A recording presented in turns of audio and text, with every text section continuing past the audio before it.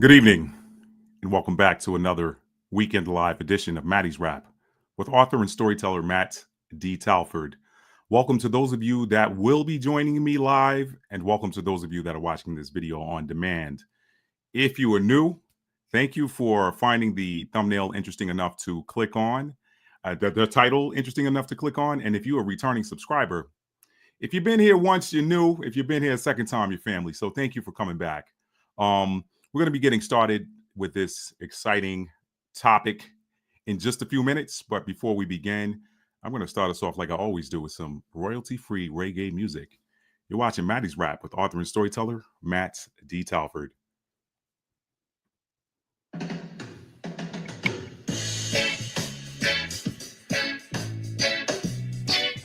Y'all come on in, family. Come on in. And do me a huge favor, tap that like button on your way in, because what it does for me and the channel is it alerts those that would be watching and lets them know that we're live and broadcasting. What's up, Karen? Thank you for joining tonight. Thank you for joining. We're going to be getting started here in just a few minutes with this exciting message. And I got some exciting, I got an interesting bonus that just came in. I have a very interesting bonus that just came in. What's up, BE Royalty? Thank you for joining. Thank you for joining. Y'all tap that like button for me on the way in. It's gonna let more people know that we're live. Sipping my tea tonight. Not really spilling any tea. Y'all, what are we talking about tonight? The real reason no other nation. What's up, Bella? Thank you for joining. Thank you for joining. The real reason no other nation will defeat America. And it's tied to Isaiah 42:8. All right. So we got that. And you know what? I'm looking around, y'all. It's been a long day, and I think I might need my readers. I hate to admit that. You're talking to somebody who used to have 2015, even down to 2013 vision once upon a time. But y'all know, you know how it goes. You get a few more miles on the car and a few things start falling off. That's how it is. What's up, B. Ray Shaw? Thank you for joining. Thank you for joining. All right, y'all. So give me just a moment. I'm going to step away and grab my readers. It's always something, right? I'll step away and grab my readers. I'll be right back. You're watching Maddie's Rap with author and storyteller Matt D. Talford.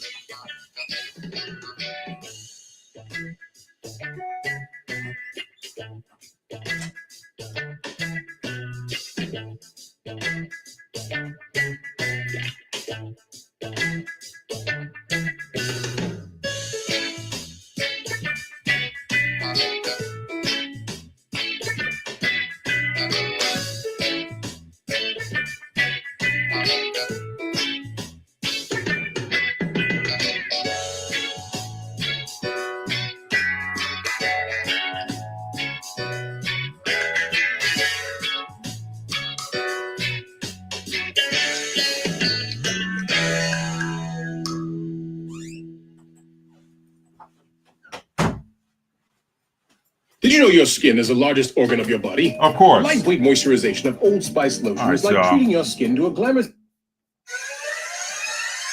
All right, we got 12 people in the chat. That's a good place to stop the music. What's up, family? Thank y'all for being here tonight. Thank you, thank you, thank you. Welcome back to another weekend live edition of Maddie's Rap with author and storyteller Matt D. Talford. Thank you for joining. If you're new to the channel, welcome. Once again, thank you for finding the title and the thumbnail interesting enough to click on. And if you are a returning subscriber, welcome back, family. Y'all already know what it is. Y'all already know what it is. So let us not hold the beginning of the show any longer. I kind of want to get this thing started. Y'all, what are we talking about tonight? We are talking about the real reason that no other nation will defeat America. All right. And it's tied to that passage of scripture that I have in the title, okay, Isaiah 42:8. And y'all, if it seems like I'm slowing myself down a little bit, it's because let me tell you what your boy was doing before I got in here tonight, okay? So today I decide, you know what, man, y'all know Capricorn, y'all know we always working, we always looking for something to do. If you're sitting still too long, you kind of feel guilty, all right? And that could be some other earth signs as well. Shout out to my Virgos out there. Shout out to Taurus, y'all can actually teach us how to do it. I mean, Taurus, like, I'm gonna work when there's work that needs to be done, but if it ain't no work that needs to be done, I'm cool. That's Taurus. Taurus, you could teach some classes on how to do the self-care to your other fellow earth signs, Virgo and Capricorn. But anyway, y'all, that's me. I'm a Capricorn sun and a Capricorn in the 4th house. So I'm Capricornian at home. I'm just as Capricornian at home as I am at work. Anyway, don't say Capricorny. I know somebody out there is thinking it. I know somebody's thinking Capricorny. Keep it to yourself, all right? Keep it to yourself. Nah, it's all good. It's all good. So here's what I do. Today I should be chilling, but I say to myself, you know what, man? I got some greens growing out there in that garden box that need to be harvested. And I've been putting it off. I've been putting it off and doing other things. Not that I've been putting it off and sitting on my fifth point of contact, but I'm like, you know what? I've been putting this off, man.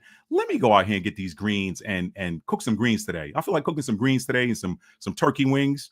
Shout out to those of you watching that have had my turkey wings before. You know, I'm always mixing, switching it up on that recipe. And I'm not going to share that recipe online right now. Maybe I will one day. Maybe I'll publish it in a cookbook. Anyway, I go out here and get these greens, y'all. And when you are looking at them from the window, you're like, that's not too many. Until you get out there and start cutting them. And then you're like, oh, snap, man, I need another bowl. So you know what you do? You get those out of the ground and you gotta, and now, first of all, I got a wasp that was harassing me. So I didn't have any wasp spray, and neither did I want to spray any wasp spray around my vegetables because I was getting ready to go in there and start working on them anyway. So for those of you watching, if you got a tennis racket at home, a tennis racket is perfect wasp. It is perfect wasp defense, okay? That wasp never saw that backhand stroke coming. Bam, gone.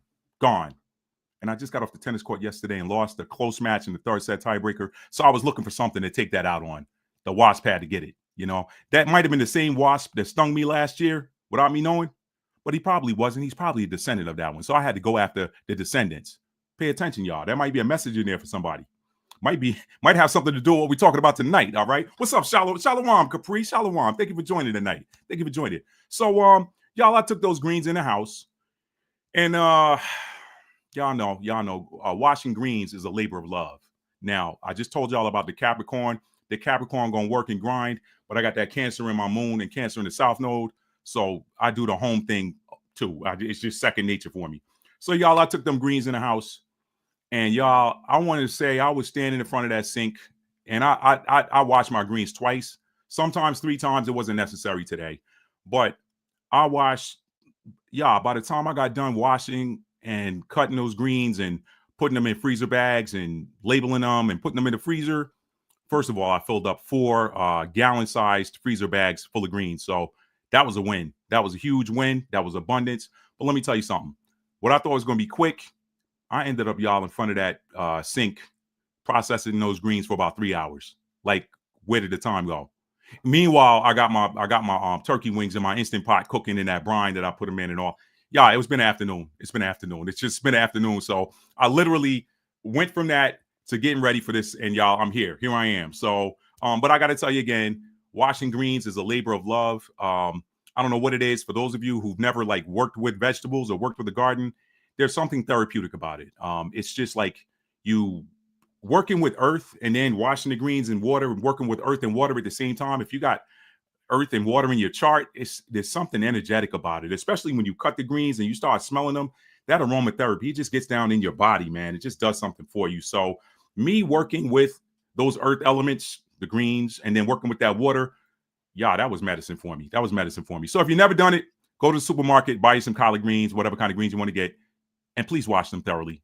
I don't want to tell y'all about the time I got invited over somebody's house for, it was during the holiday season some years ago, on advice of wifey's cousin. He's like, yeah, man, let's come to my friend's house. When y'all leave here, come with me, meet me at my friend's house. Yo, they cook the best greens in the whole state. And I'm like, them greens must be the bomb. I mean, I ain't met too many people whose greens taste better than mine, and I'm not bragging. I'm just good with it. And I mix it up, you know, and I don't need no pork in my greens and none of that, y'all. Anyway, when you impress the elders and they say, who cooked these greens? Ain't no meat in them. What are these greens? Good. You like, oh, I'm in. Anyway, y'all, I go over there, and how about those greens tasted like they had dropped them at the beach and just put them in the pot. Sand all in the greens. You biting the greens, chewing them, grit all in them. Y'all, please wash your greens. And if you don't want to take the time to wash them, just buy the ones that have been triple washed and are in the bags already in the produce section. You'll be fine. All right. Just wanted to add that. Just wanted to throw that in there. All right. So that was a little bit. Let me see what I got. Who else I got in the comments here? What's up, Bernadette? Thank you for joining. Capri said most depth, earth and water connection. I use vinegar on my kale. Perfect. I'm gonna tell y'all one day how I'll make my greens. Maybe one day I'll tell y'all. B Royalty, what's up? She said yes. Greens take a minute to make sure they are clean. They absolutely do. But I'm gonna tell you something.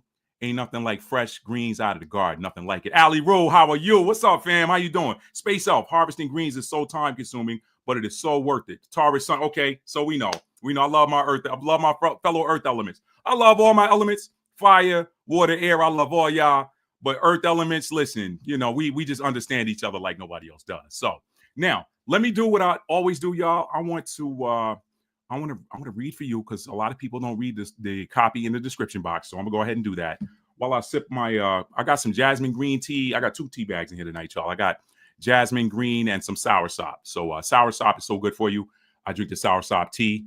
I wish I could find like some fresh soursop leaves and make my own because I know it would be more potent. But it is what it is. You do what you do, Anyway, so I got a great program for y'all tonight. The real reason no other nation will defeat America, Isaiah 42:8, as well as, let's go down here, ran out of space there, as well as other random topics, okay? Now, why does Matt say that there is no other nation on the planet today that will come in from outside and topple America? Is it some sense of false pride attributed to my status as an Army veteran? And y'all know I'm suited up tonight. And by the way, some people watching may be veterans. You may say, oh, you didn't remove your name tape or the U.S. Army tape. You're supposed to take one or the other off when you leave the military if you want to keep the uniform. I did that on all of my other BDUs. BDU stands for battle dress uniform, except for one pair. And yeah, I'm wearing it on camera with the U.S. Army and my last name. Y'all know my last name, so it wouldn't matter, right? My name is here on the title. The moral of the story is I earned this and I earned the right to wear it the way I want to wear it. Okay. I'm not in the uniform anymore. I'm not in the uniform per se anymore. So I'm gonna wear this the way I feel like wearing it. All right. Come for me if somebody want to talk about it. Come for me. I'm gonna wear this the way I feel like wearing it. And shout out to anybody else out there who left a part of themselves overseas, okay, and wants to wear it the way they want to wear it. Shout out to you. I salute you if nobody else does. Back to my copy, y'all. I went off the side a little bit, but for those of y'all who watch me, y'all know that's what I do. Anyway, is there some sense of false pride attributed to my status as a U.S. Army vet? No. I am seasoned enough and wise enough to know that anyone can lose any competition or struggle on any given day. And if you play tennis long enough, you'll learn that humbling lesson. Okay. Now, the truth is, America is, oh Lord, see, this is what I do, y'all. I write this stuff so quick and then I don't edit it. So I got to edit on the fly. I'm gonna write it too, by the way, for those of y'all that didn't know. I published 3 books and I got more coming out this year. The truth is, America has been preserved by the passage of scripture written in the title of this video, Isaiah 42:8. And if you are tapped in, you probably have already solved the riddle. Still, for those who do not see the meaning, in this live stream tonight, we will tie together some ancient texts and connect the dots to give us an understanding of the title of this video, the real reason why no other nation will defeat America. Now, the show order, the flow order, the procession tonight, y'all, got it broken down into 3 acts for you. Act 1, I'm going to talk about some unrelated, not so random topics. I say not so random because they're random, but they were kind of pre-planned, okay? But they were randomly pre-planned. Like I didn't sit down and say, oh, let me talk about this tonight. It just kind of came to me and I scripted them. So Act 1 is going to be filled with some not so random topics, okay? Topic number 1, what's in a name? This one, y'all are going to find very interesting. I promise you that. It's a huge personality that's been in the news now since the inauguration coming up, okay? And then the second not so random topic is a more practical understanding of a popular passage of scripture regarding the word faith. And y'all know how I define that. That's coming up. In Act 2, this is the main event, why no other nation will defeat America. And that's where I'll begin reading for you guys, okay? I'm going to read some passages of scripture. We're going to play connect the dots, and then you guys will understand, understand, and understand why I said there's not another nation out here that's going to beat America. There's a lot of talk going on right now. Iran's going to declare war on America. America's going to declare war on Iran. The Houthis are going to declare war on this, that. The guy down the street going to declare war on his next door neighbor for stealing a peach off his peach tree. Whatever. I don't know. Everybody declaring war right now. It's Aries season. All right. We just had a solar eclipse in Aries. Everybody declaring war. It is what it is. Okay. Y'all need to declare war on these darn pricing of these darn supermarkets. It's crazy. That's why I'm out here harvesting greens. We're going to talk about that tonight too. Let's see. And then Act 3, I got some bonus, not so random topics for you guys. So both are going to be, they're going to be both unrelated and related. And that will include the post solar eclipse, what bold new thing is activated in you, and then some prophecy and identity, a prophecy and identity extra. Okay, so let's close that and get ready to jump in. We got 25 people in the chat. What's up, Tora girl? Thank you for joining. Shalom, Tony. Thank you for being here, brother. All right, y'all. So with that being said, let's go ahead and jump into the topic tonight. All right, I want to begin. Let me get my notes open. Thank y'all for being here, by the way, tonight. Thank y'all for being here. I know y'all could be doing anything right now, anywhere. Some of you guys are in different time zones, whatever. Some of you all are in different countries. You could be doing anything, but you're here spending a little bit of your evening with Matt D. Talford. And I want you guys to know I greatly appreciate that from the bottom of my heart. And as much as I may give you guys give back to me by being here. And I learned so much from you all. So thank you for being here. Now, let's see. Let's jump right in. Act 1. What's in a name? What's in a name? I just told you guys. This is a name that has been in the news since the inauguration. And if you guessed Donald Trump, you guessed wrong. The person I'm talking about tonight is Elon Musk, okay? Elon Musk. We're talking about, these are unrelated to the main topic, but, you know, these are some fun facts, if you will. If you want to call it a fun fact, it may not be fun at all, but let's talk about it. All right? What's in the name? Let's look at something, y'all. I want to show y'all something really quick. Let's thank you, Tora girl. Yeah, y'all please tap that like button for me. It really helps out. It helps the channel out so much, especially channels like these where content providers such as myself, we don't get a lot of love from the platform. We get a lot of love from you guys, but we do not get a lot of love from the platform. So thank you, Tora girl, for saying that. Bernadette says she figured it was Elon Musk. Okay, Bernadette, you tapped in. We right here. We right here. We right here. Y'all can't hide. Now Bernadette is a Scorpio, y'all. You can't hide nothing from a Scorpio. Just want to say that. They're gonna find it sooner or later, but they're going to find it. Okay. So let me bring something up on the screen and share this with you guys. Some of you guys remember this tool. Let's get this party started, y'all. Let's get this party started. I'm going to share to the screen something that I think you guys are going to find interesting, right? I was just looking at this the other day. Now, y'all know Elon. He's got one of the things he was known for before he got involved with the Trump administration.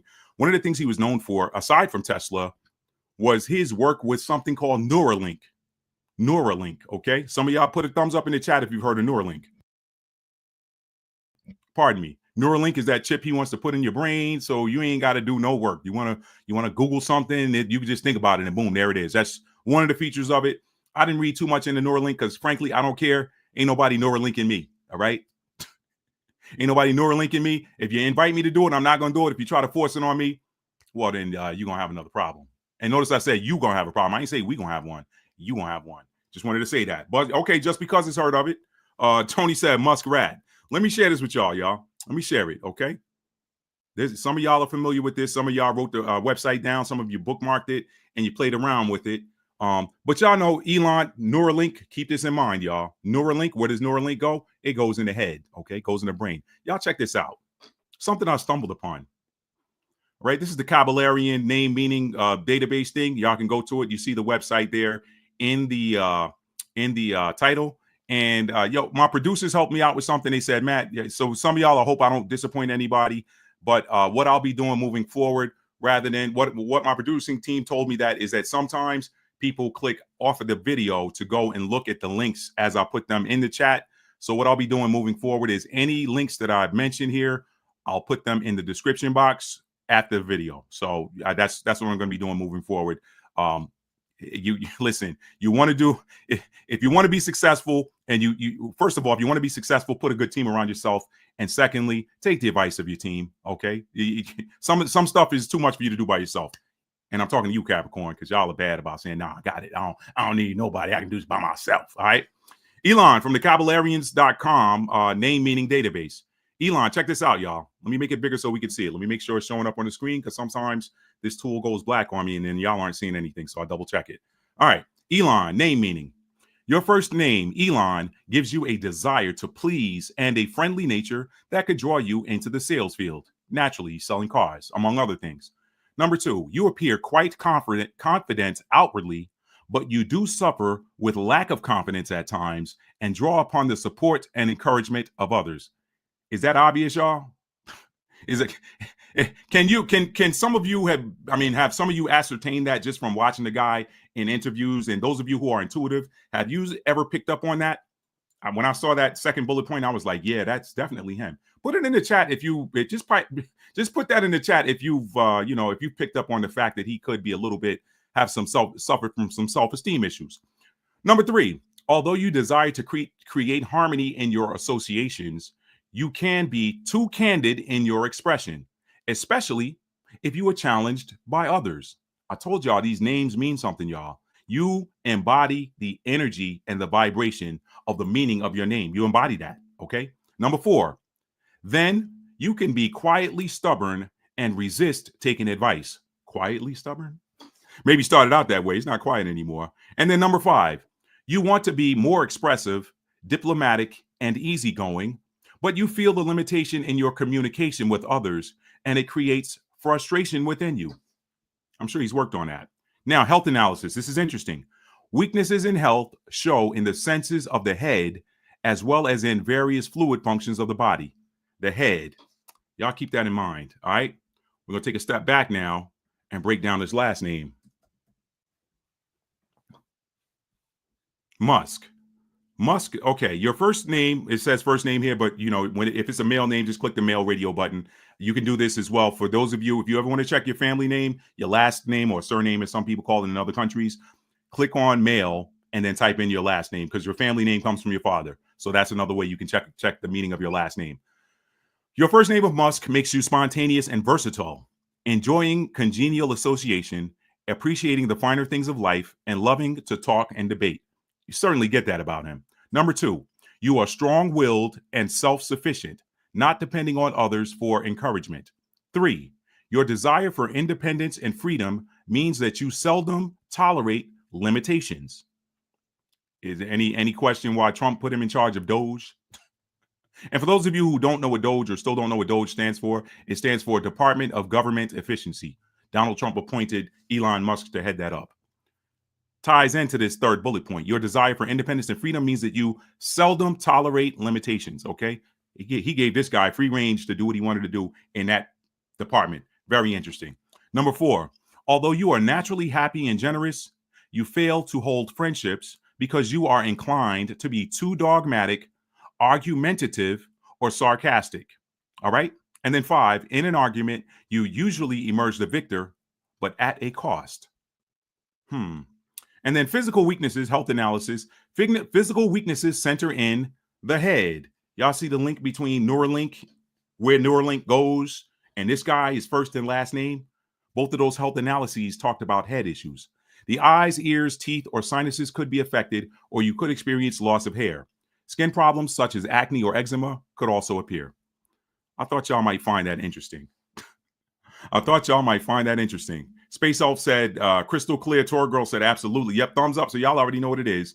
Y'all already know. And Just Because said, almost like reading his chart. In a way, y'all. Listen, if you don't know by now that numerology and astrology are sciences based on numbers and numeric vibrations and energy, I don't know what, I mean, I can't help you. If you don't know that by now, I can't help you. And a lot of people are still rejecting that knowledge. And what does the scripture say in Hosea? What is it, the 4th chapter, 6, what is it? Hang on. Let me pull that up. It's right there. I should know this. Hosea 4 and 6.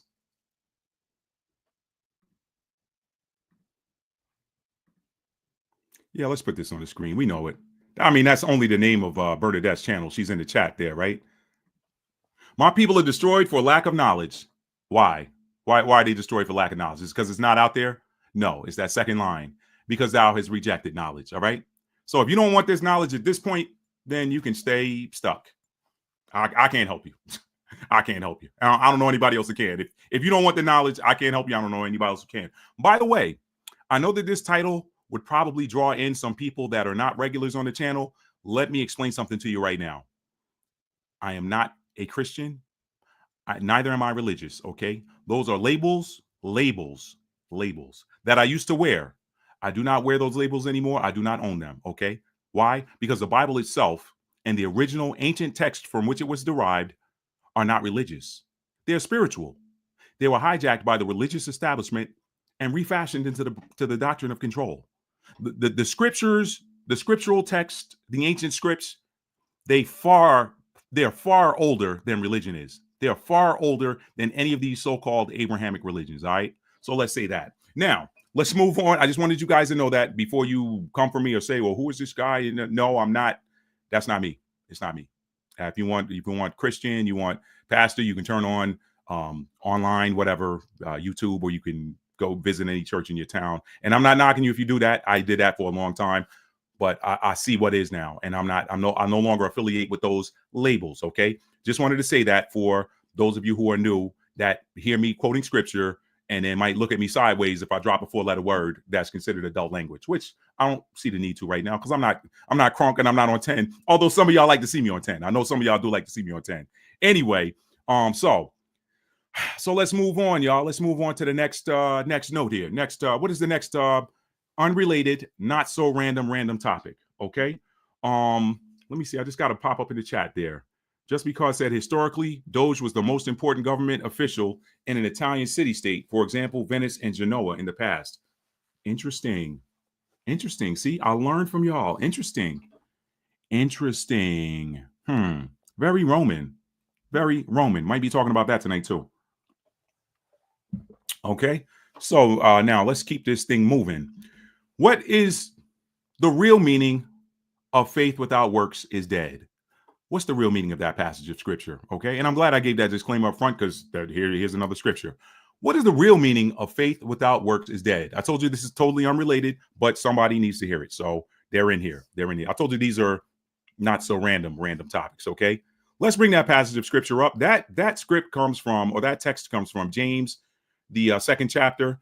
I'm going to read verses 14 through 26, and I'm going to help you guys simplify that. It is so simple. We're going to simplify that today. We're really going to simplify that because that is a very, I won't say often I won't dare say it's misinterpreted. It is not misinterpreted in church. However, that passage of scripture, I think that it can be even more simplified and made more practical. So I'm going to bring that up right now. It comes from James, the second chapter. I'm going to begin at verse 14 through 26. By the way, if you have not figured it out yet, I typically read from the King James Version.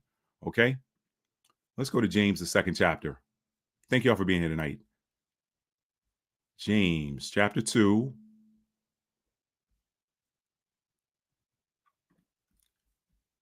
Beginning at the 14th verse. Okay.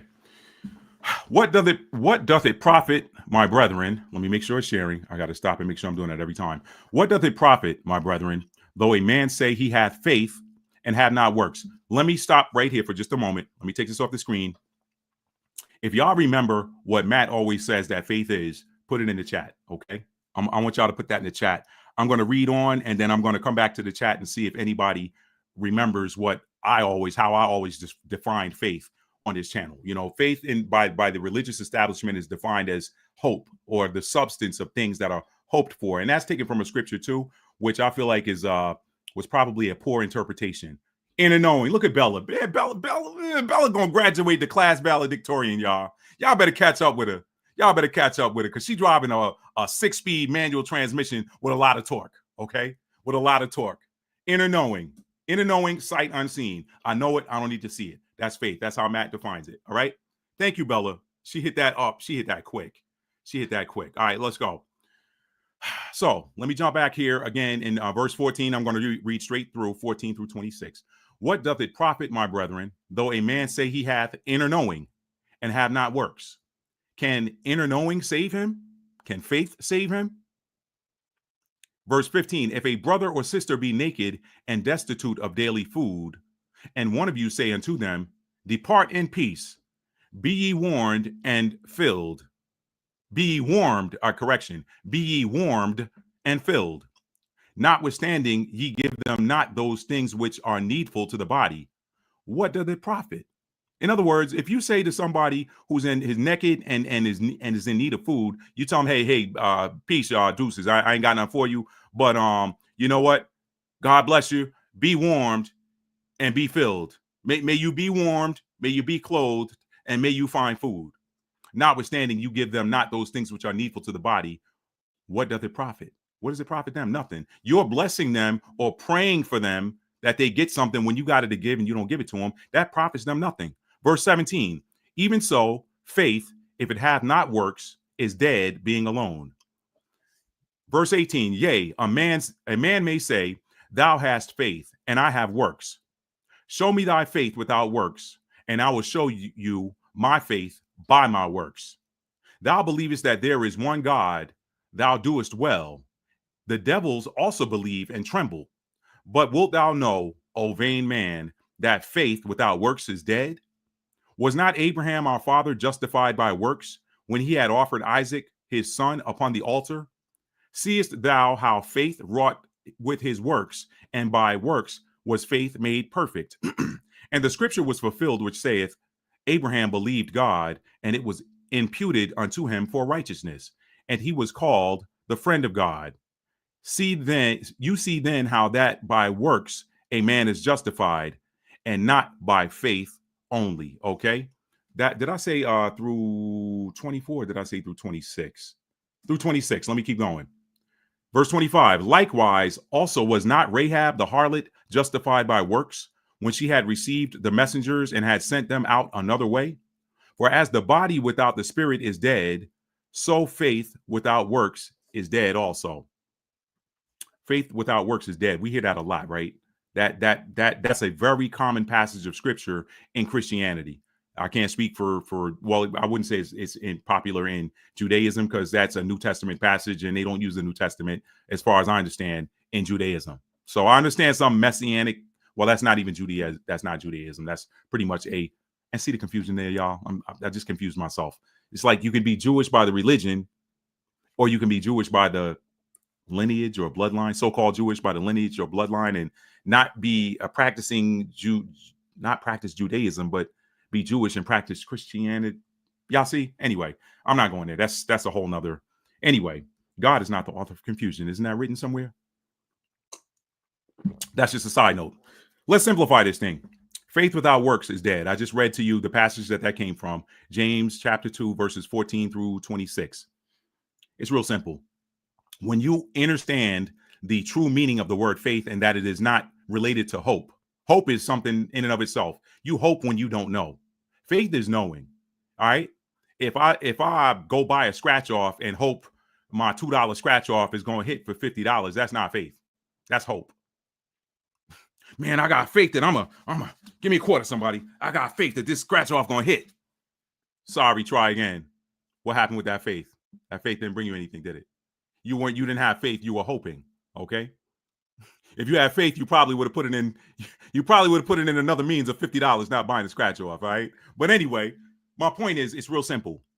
Faith without works is dead. What does that mean? That means inner knowing without acting upon what you know is dead. In other words, if you have an inner knowing of something and yet you don't move out on it, you might as well not even know it. There you go. That's as simple as you're ever going to get it, family. Faith without works is dead simply means if I have an inner knowing, but I don't act on that thing that I have an inner knowing on, what good is me knowing it? Because I'm not even acting on it. The person that acts on something that they don't know actually has stronger faith than you, who say you have faith, but you don't act on the thing that you know. Faith is an inner knowing, sight unseen. I don't need to see it. I know it's there for me. But if you don't act on it, you might as well take that faith and throw it in the garbage. Or as my dad used to say back in the day, ball it up and throw it in the garbage. That's that number 2 from the notes. The real meaning of faith without works is dead. It simply means, or a more simplified meaning, simply is knowing and doing are two very different things. If you know something and you don't do it, what good is knowing it? All right. I could give some examples, but you guys can fill in your own examples. Let's move on to the next, the final one of the unrelated, not so random topics. And then I'll take a break, check the notes, and then I'll move on to Act 2, which is why no other power on this earth is going to defeat America. Notice the ones that y'all waiting for. That's what y'all came here for. So number 3, unrelated, not so random topic. Intermittent fasting. Intermittent fasting. How intermittent fasting can passively increase your abundance. A penny saved is a penny earned. Let's talk about intermittent fasting, y'all, because this is it's actually the gift that keeps giving. It's actually the gift that keeps on giving. Intermittent fasting. When you intermittently fast, you inherently are going to consume less food. You inherently are going to consume less food. Y'all, these are so simple. Y'all are probably going to say, why did Matt even put them in there? But sometimes the simplest things in life are the most powerful. Okay. Isn't it written in, is it First Corinthians, or is it First Corinthians, the first chapter, something like that? He says, for I have taken the foolish things of this world to confound the wise. Sometimes the simplest things that seem foolish are very, very, very powerful. Okay, let me pull that up, y'all. I hate to reference something and not see it or not be able to show it to you guys. Give me 1 sec here. I believe that's chapter 1, verse 20 something. Is that correct? Is that correct? Yes. Yeah, let's start with 1 and 26. Well, no, let's see. Wait. Let's go to 1 and 20.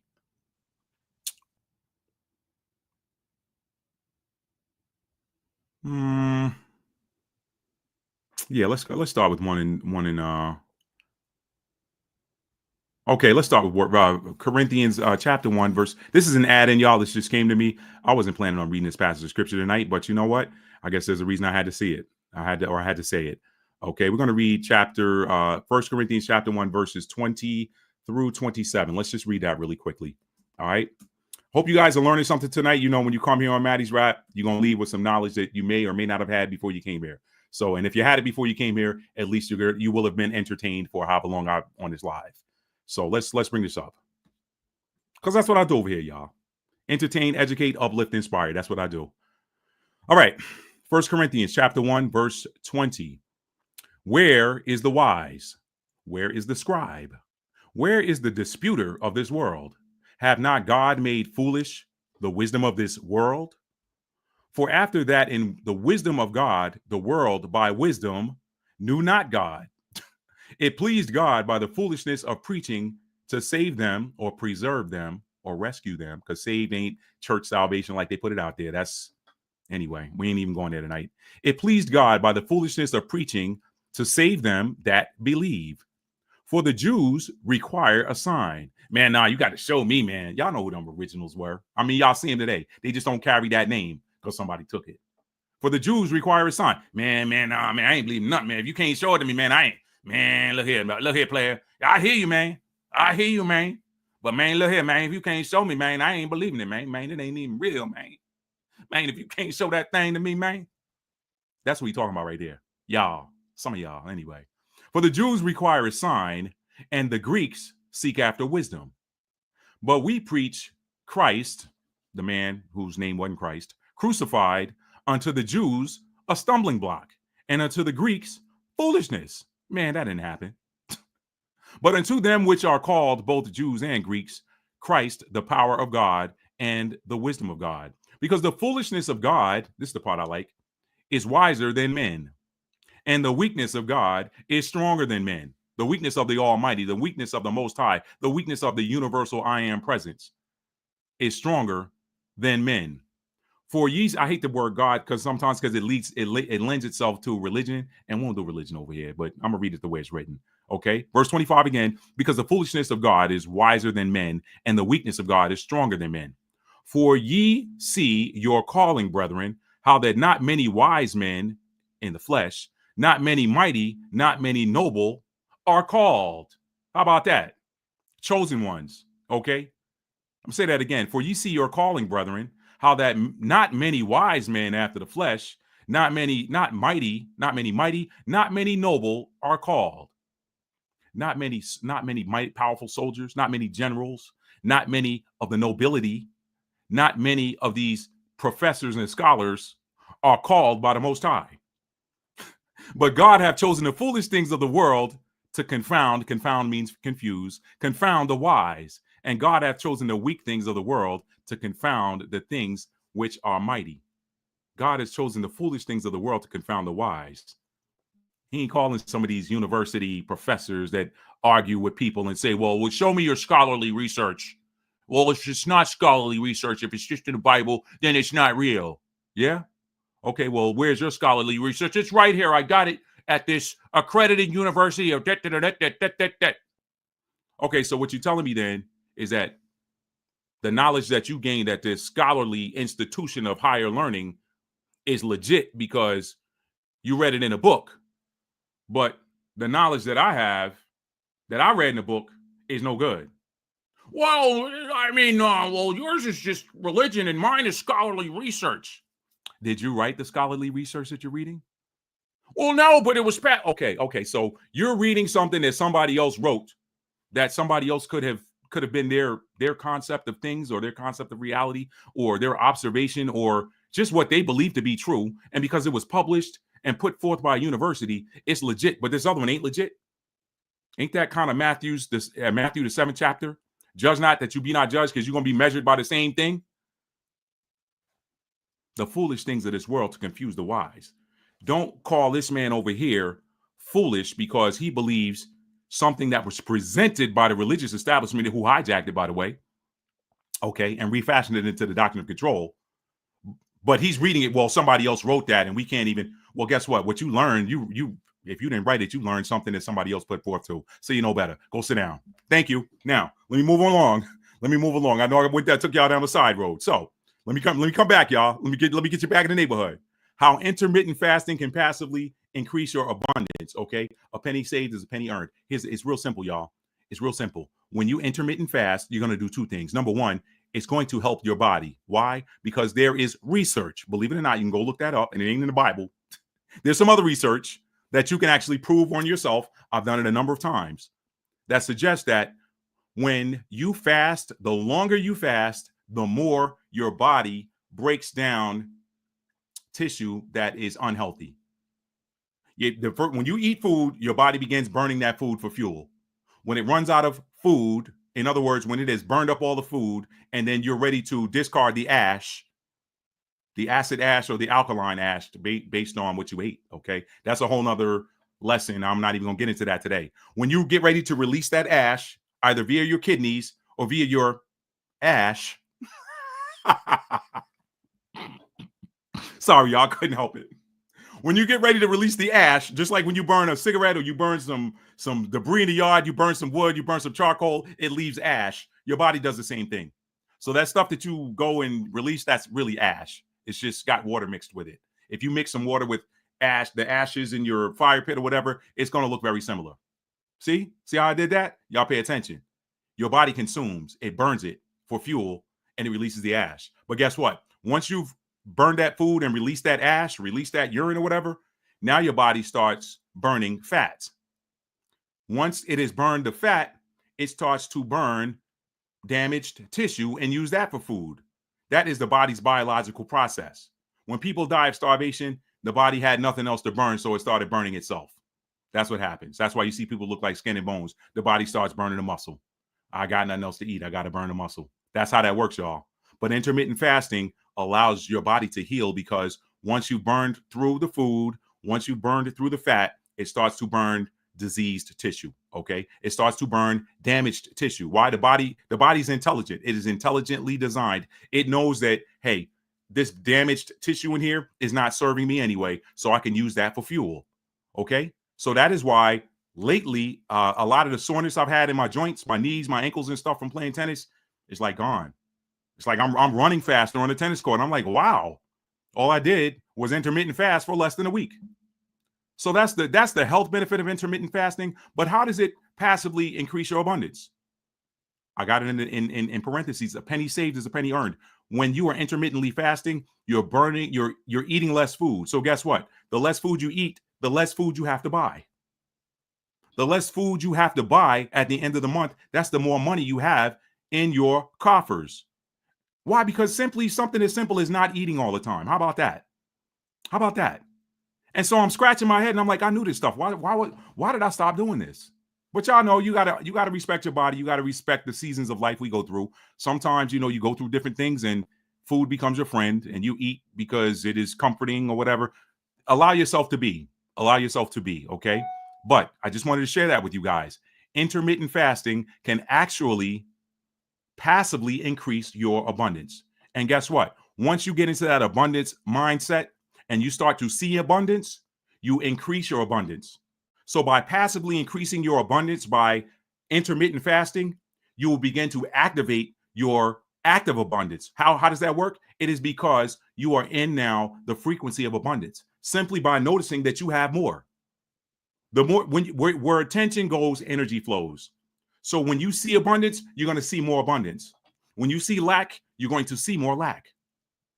Something as simple as intermittent fasting can help you to see more abundance. And it's just natural. It's simple math. I'm not eating as much. So guess what? Every time I open up that freezer, I see more food in there than there would have normally been because I'm not eating as much. How about that, y'all? Is that not beautiful? Is that not beautiful? And let me tell you something. With these food prices today, intermittent fasting is almost necessary. I won't even say almost. I would say that economically speaking, with these food prices today, intermittent fasting can help you to offset the higher prices of food. Because the less of it you eat, the less of it you're going to buy. And the less of it you buy, the more money you have saved or the more money you have to apply to other things, other areas that you may need to apply it to. So there's free game for somebody with regards to intermittent fasting. Now, I'm done with Act 1. I'm going to read some comments and I'm going to jump into Act 2. Thank y'all for being here tonight. All right, let's see. All right, looks like we're caught up. Not too much truth, much wisdom in fasting. That's exactly correct, Capri 10. Tora Girl said, eat to live, not live to eat. The saying. That is correct. That is correct, Tora Girl. Right now, I'm eating to live, but there have been times when I've lived to eat. And don't get me wrong, I love my own cooking, but like all them greens washing and turkey cooking tonight, I'll cook that. But guess what? I made it a point not to eat past sundown. I give myself one cheat day a week. My cheat day is Saturday. I move it around. It used to be Sunday, used to be Monday. I move it around. Now it's Saturday. I cheated last night, y'all. And let me tell you something. What I noticed immediately is that it was tougher for me to go to sleep because I have food in my stomach after sundown. And everybody's nocturnal or everybody's circadian rhythms are different. I'm more of a morning person than a nighttime person. So when the sun starts to go down, my metabolism slows down. I know people who are just the opposite. They don't eat a lot during the day, but when the sun goes down, they're like, yo, okay, man, it's time for me. I can have my fun now. I can eat. I can watch this program or whatever, this video. I can do these projects or whatever. I know everybody's got a different metabolism archetype. So you have to honor your own. If you're a nocturnal person, then, just kind of slow it down during the day and eat at night. If you're not a nocturnal person, if you're a daytime person like me, then find your peak hours and then eat in there and then don't eat anymore. For me, y'all, my peak range is probably between noon and about 4:30, not later than 5 o'clock. After 5, it starts to slow down for me. So I get it in. I get it in. Those mornings where I wake up and I'm hungry, that black coffee, and sometimes I'll throw some creamer in there, some plant-based creamer or something like that in there.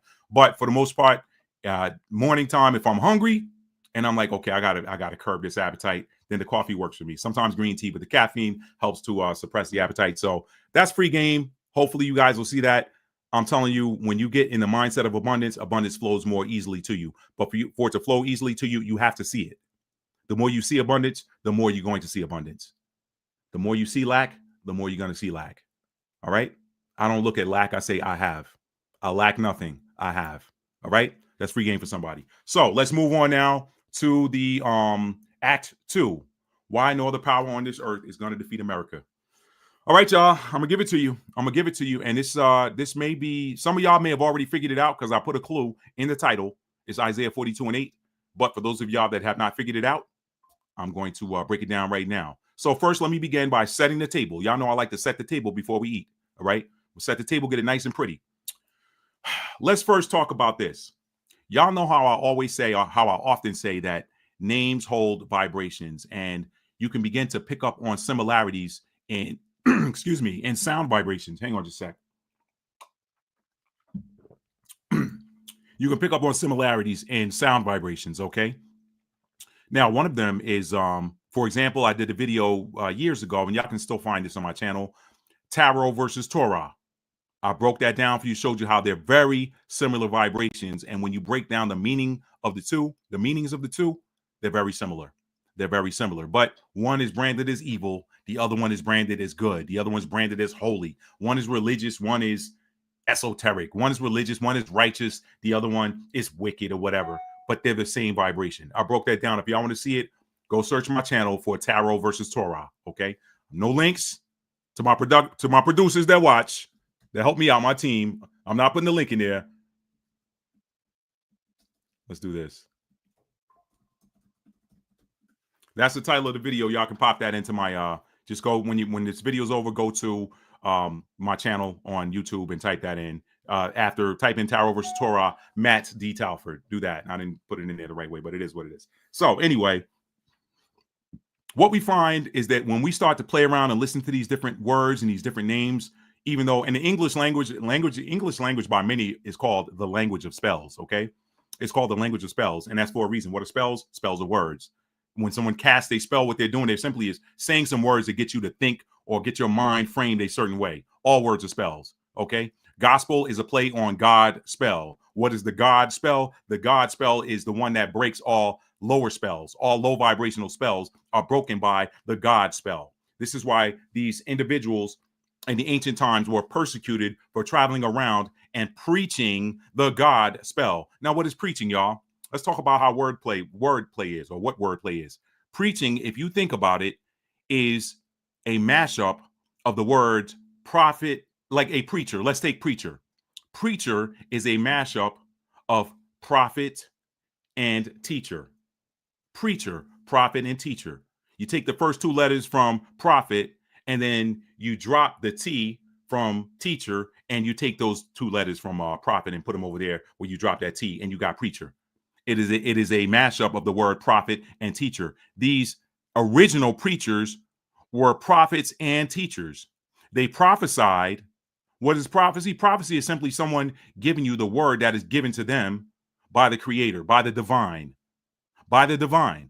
They take divine words, divine knowledge, divine downloads, and they tell them. Prophet, if you look at it on an ancient pictographic Hebrew language chart, the pictographic one, you're going to see something very interesting. All right. I'm not going to show it to y'all, but you're going to see that P character is actually a mouth. So a prophet is simply a mouthpiece for the Most High, a mouthpiece for the divine, a mouthpiece for the universal I am presence.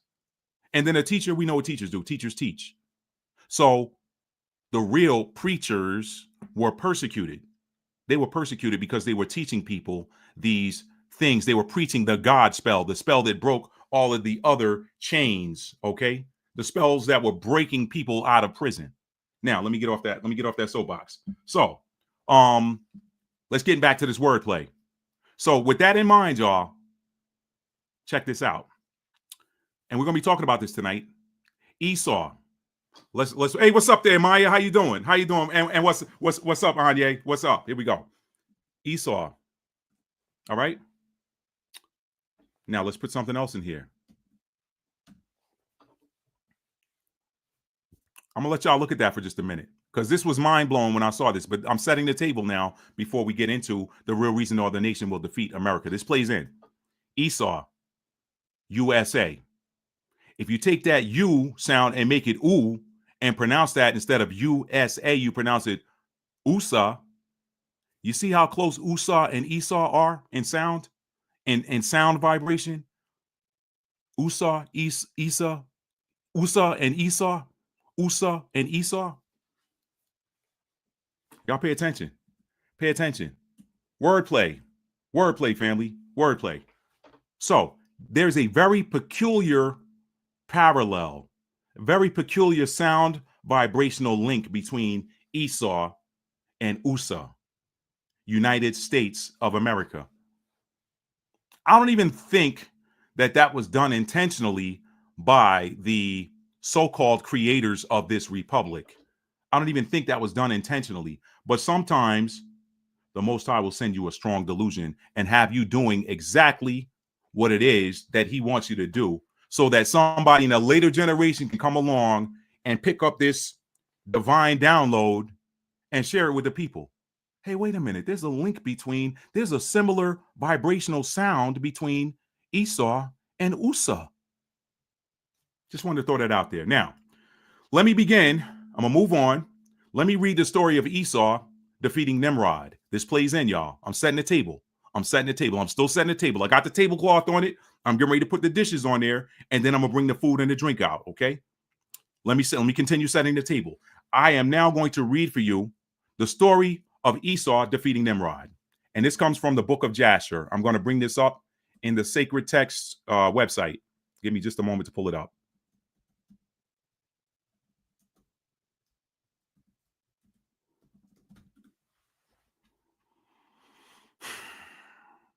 Okay. And let's see, what do I have in here?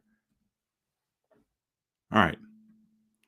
This comes from sacred-text.com. And I'm going to go to the book of Jasher.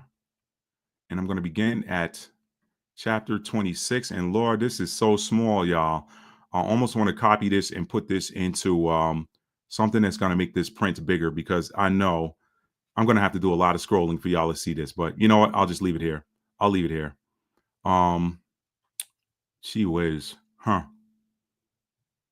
I wonder if I print this to PDF. You know what? I'm just going to keep it up here, y'all. This is something I probably could have done before we got started, but it is what it is. We're here now. Let me bring this up on the screen. Esau is Edom. Let me say something, Bruce. I'm not going to disagree or debate with you on that, but when you read the presentation of the two, Edom is the place and Esau is the people. Edom is the region and Esau is the energy. It is the spirit. It is the descendants of Jacob's brother. So Esau and Edom, yeah, I guess if you want to make the argument that, you know, somebody from Brooklyn is repping for Brooklyn and you say, yo, man, that dude right there, yo, he's straight Brooklyn, yo. If you want to put it in those terms, then yes, I agree with you. But if you want to say, yo, that's Hector from Brooklyn, then it's a little bit different. Hector is the dude from Brooklyn and Brooklyn is where he's from. So Esau is the one that sold his birthright to brother Jacob. Exactly. That's exactly correct. Edom is the place from which Edom is the place from which they hailed. Okay. When Esau left from where they lived in the Canaan land, he went off to this other place that became known as Edom. But anyway, I'm not going to, I don't want to spend too much time on that, but that's a good point. So let's bring this up. I'm going to read this. I'm going to read Jasher 26 and 27. I'm going to speed through it. All right, y'all, let me see how this looks on the screen, because it is really small. And if I make it smaller to where it fits bigger. All right, y'all, hopefully y'all can see that. I'm going to read it. Hopefully y'all can see that, okay? And in the fifth, this is Jasher chapter 26. 26 sets the table. The meat is in 27, but I wanted to set the table. I don't like to jump you in the middle. It's almost like coming into the movie theater an hour late and picking up, like, you don't know what happened to set up where you are. So I don't want to start the movie in the middle. The real, you know, climax is in chapter 27, but we're going to get you there by reading the beginning, chapter 26. Okay.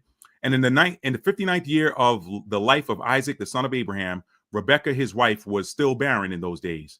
And Rebekah said unto Isaac, truly I have heard, my lord, that my mother Sarah was barren in her days until my lord Abraham, thy father, prayed for her, and she conceived by him. Now, therefore, stand up, pray thou also to God that he will hear thy prayer and remember us through his mercies. And Isaac answered his wife Rebekah, saying, Abraham has already prayed for me to God to multiply his seed. Now, therefore, this barrenness must proceed from us to thee. Lord, have mercy. And Rebekah said unto him, but arise now thou also and pray, that the Lord may hear thy prayer and grant me children. And Isaac hearkened to the words of his wife, and Isaac and his wife rose up and went to the land of Moriah to pray there and to seek the Lord. And when they had reached that place, Isaac stood up and prayed to the Lord on account of his wife, because she was barren. And Isaac said, O Lord, God of heaven and earth, whose goodness and mercies fill the earth, thou who didst take my father from his father's house and from his birthplace, and didst bring him unto this land, and didst say unto him, to thy seed will I give the land, and thou didst promise him, and didst declare unto him, I will multiply thy seed as the stars of heaven, and as the sand of the sea. Now may thy words be verified, which thou didst speak unto my father. For thou art the Lord our God. Our eyes are toward thee to give us seed of men, as thou didst promise us. For thou art the Lord our God, and our eyes are directed toward thee only. And the Lord heard the prayer of Isaac, the son of Abraham, and the Lord was entreated of him, and Rebekah, his wife, conceived. When you know how to pray, you get stuff done. But you also got to know, too, it's in your, it's already in your, it's written in the heavens. So it's going to happen. That's just a part of the process, y'all. The story's already written. We're just working through to the end of the story. That is your life. Okay. Keep it moving here. What you try not to do is accumulate any karma while you're working through to the end of the story, and you're trying to finish it. But anyway, I'm going off on the side road. Verse 9. And in about 7 months after the children struggled together within her, and it pained her greatly that she was wearied on account of them. And she said to all the women who were there, who were then in the land, did such a thing happen to you as it has to me? So she's asking everybody. And they said unto her, no. And she said unto them, why am I alone in this amongst all the women that were upon the earth? And she went to the land of Moriah to seek the Lord on account of this. And she went to Shem and Eber, his son, to make inquiries of them in this matter, and that they should seek the Lord in this thing respecting her. And she also asked Abraham to seek and inquire of the Lord about all that had befallen her. And they all inquired of the Lord concerning this matter, and they brought her word from the Lord and told her, 2 children are in thy womb, and 2 nations shall rise from them, and one nation shall be stronger than the other. Pay attention. And the greater shall serve the younger. Pay attention. And when her days to be delivered were completed, she knelt down, and behold, there were twins in her womb, as the Lord had spoken to her. And the first came out red all over like a hairy garment. And all the people of the land called his name Esau, saying that this one was made complete from the womb. Anyway, I guess that means that like he's done already. Like he got his hair, everything. That I think that's what they mean, made complete from the womb. Meaning he came out grown. He must have been a big baby. And after that came his brother, and his hand took hold of Esau's heel. Therefore, they called his name Jacob. Jacob means what? One who supplants. And Isaac, the son of Abraham, was 60 years old when he begot them. I don't know why they don't get that credit to the mom, but anyway, I guess Isaac made them. The mom conceived them, whatever. Anyway, and the boys grew up to their 15th year, and they came amongst the society of men. Esau was a designing and deceitful man, and an expert hunter in the field. And Jacob was a man perfect and wise, dwelling in tents, feeding flocks, and learning the instructions of the Most High and the commands of his father and mother. And Isaac and the children of his household dwelt with his father Abraham in the land of Canaan, as God had commanded them. And Ishmael, the son of Abraham, went with his children and all belonging to them. And they returned there to the land of Havilah, and they dwelt there. And all the children of Abraham's concubines went to dwell in the land of the east, for Abraham had sent them away from his son, and had given them presents, and they went away. Y'all know the story. And Abraham gave all that he had to his son Isaac, and he also gave him all his treasures. And he commanded him, saying, dost thou not know and understand that the Lord is God in heaven and in earth, and there is no other beside him? And it was he who took me from my father's house and from my birthplace, and gave me all the delights upon earth, who delivered me from the counsel of the wicked. For in him did I trust. And he brought me to this place, and he delivered me from Ur Kasdim. And he said unto me, to thy seed will I give all these lands, and they shall inherit them when they keep my commandments. I don't like the word commandments, y'all, because y'all know what I say here for the new people. If the Most High commands it, it is done. I prefer the word instructions. I think commandments is a bad translation of an original concept, because a commandment is let there be light. Okay. A commandment is not thou shalt not kill, because if a commandment, if thou shalt not kill was a commandment akin to let there be light, then nobody would ever kill anybody. So thou shalt really means thou should not. Okay. So I don't like the word commandment there. I prefer instructions. And in fact, I'm going to swap that in. My regulars, y'all know I prefer the word instruction. I think instruction is probably a better translation of an ancient concept. And they shall inherit them when they keep my instructions, my statutes, and judgments that I have instructed thee, and which I shall instruct them. Now, therefore, my son, hearken to my voice and keep the instructions of the Most High God, which I instructed thee. Do not turn from the right way, either to the right or to the left, in order that it may be well with thee and thy children after thee forever. And remember the wonderful works of the Most High and his kindness that he has shown toward us in having delivered us from the hands of our enemies. And the Lord our God caused them to fall into our hands. And now, therefore, keep all that I have instructed thee, and turn not away from the instructions of thy power, and serve none beside him, in order that it may be well with thee and thy seed after thee. And teach thou thy children and thy seed the instructions of the Most High and his, it says, and his commandments here, and teach them the upright way in which they should go, in order that it may be well with them forever. And maybe commandments here in that context could mean the universal laws, okay? Because the universal laws don't fail. So maybe that's what that is too. 28. And Isaac answered his father and said unto him, that which my Lord has instructed, that will I do. And I will not depart from the instructions of the Most High, my power. I will keep all that he instructed me. And Abraham blessed his son Isaac and also his children. And Abraham taught Jacob the instruction of the Most High and his ways. See how anyway, I'm enough with that. I'm just going to read it. And it was at the time that Abraham died in the 15th year of the life of Jacob and Esau, the sons of Isaac. And all the days of Abraham were 175 years. And he died and was gathered to his people. Sorry, y'all, it's so small. If I make it smaller to where it'll fit on the screen, you won't be able to see it. His people in good old age, old and satisfied with days. And Isaac and Ishmael, his sons, buried him. I love it here, y'all, when it says old and satisfied with days. That means, look, he did everything he wanted to do. He did everything he came here to do and did everything he wanted to do. And he's like, I'm good. I'm ready to go. That's how I think everybody should go. That's just me, though. Anyway, verse 30. And when the inhabitants of Canaan heard that Abraham was dead, they all came with their kings and princes and all their men to bury Abraham.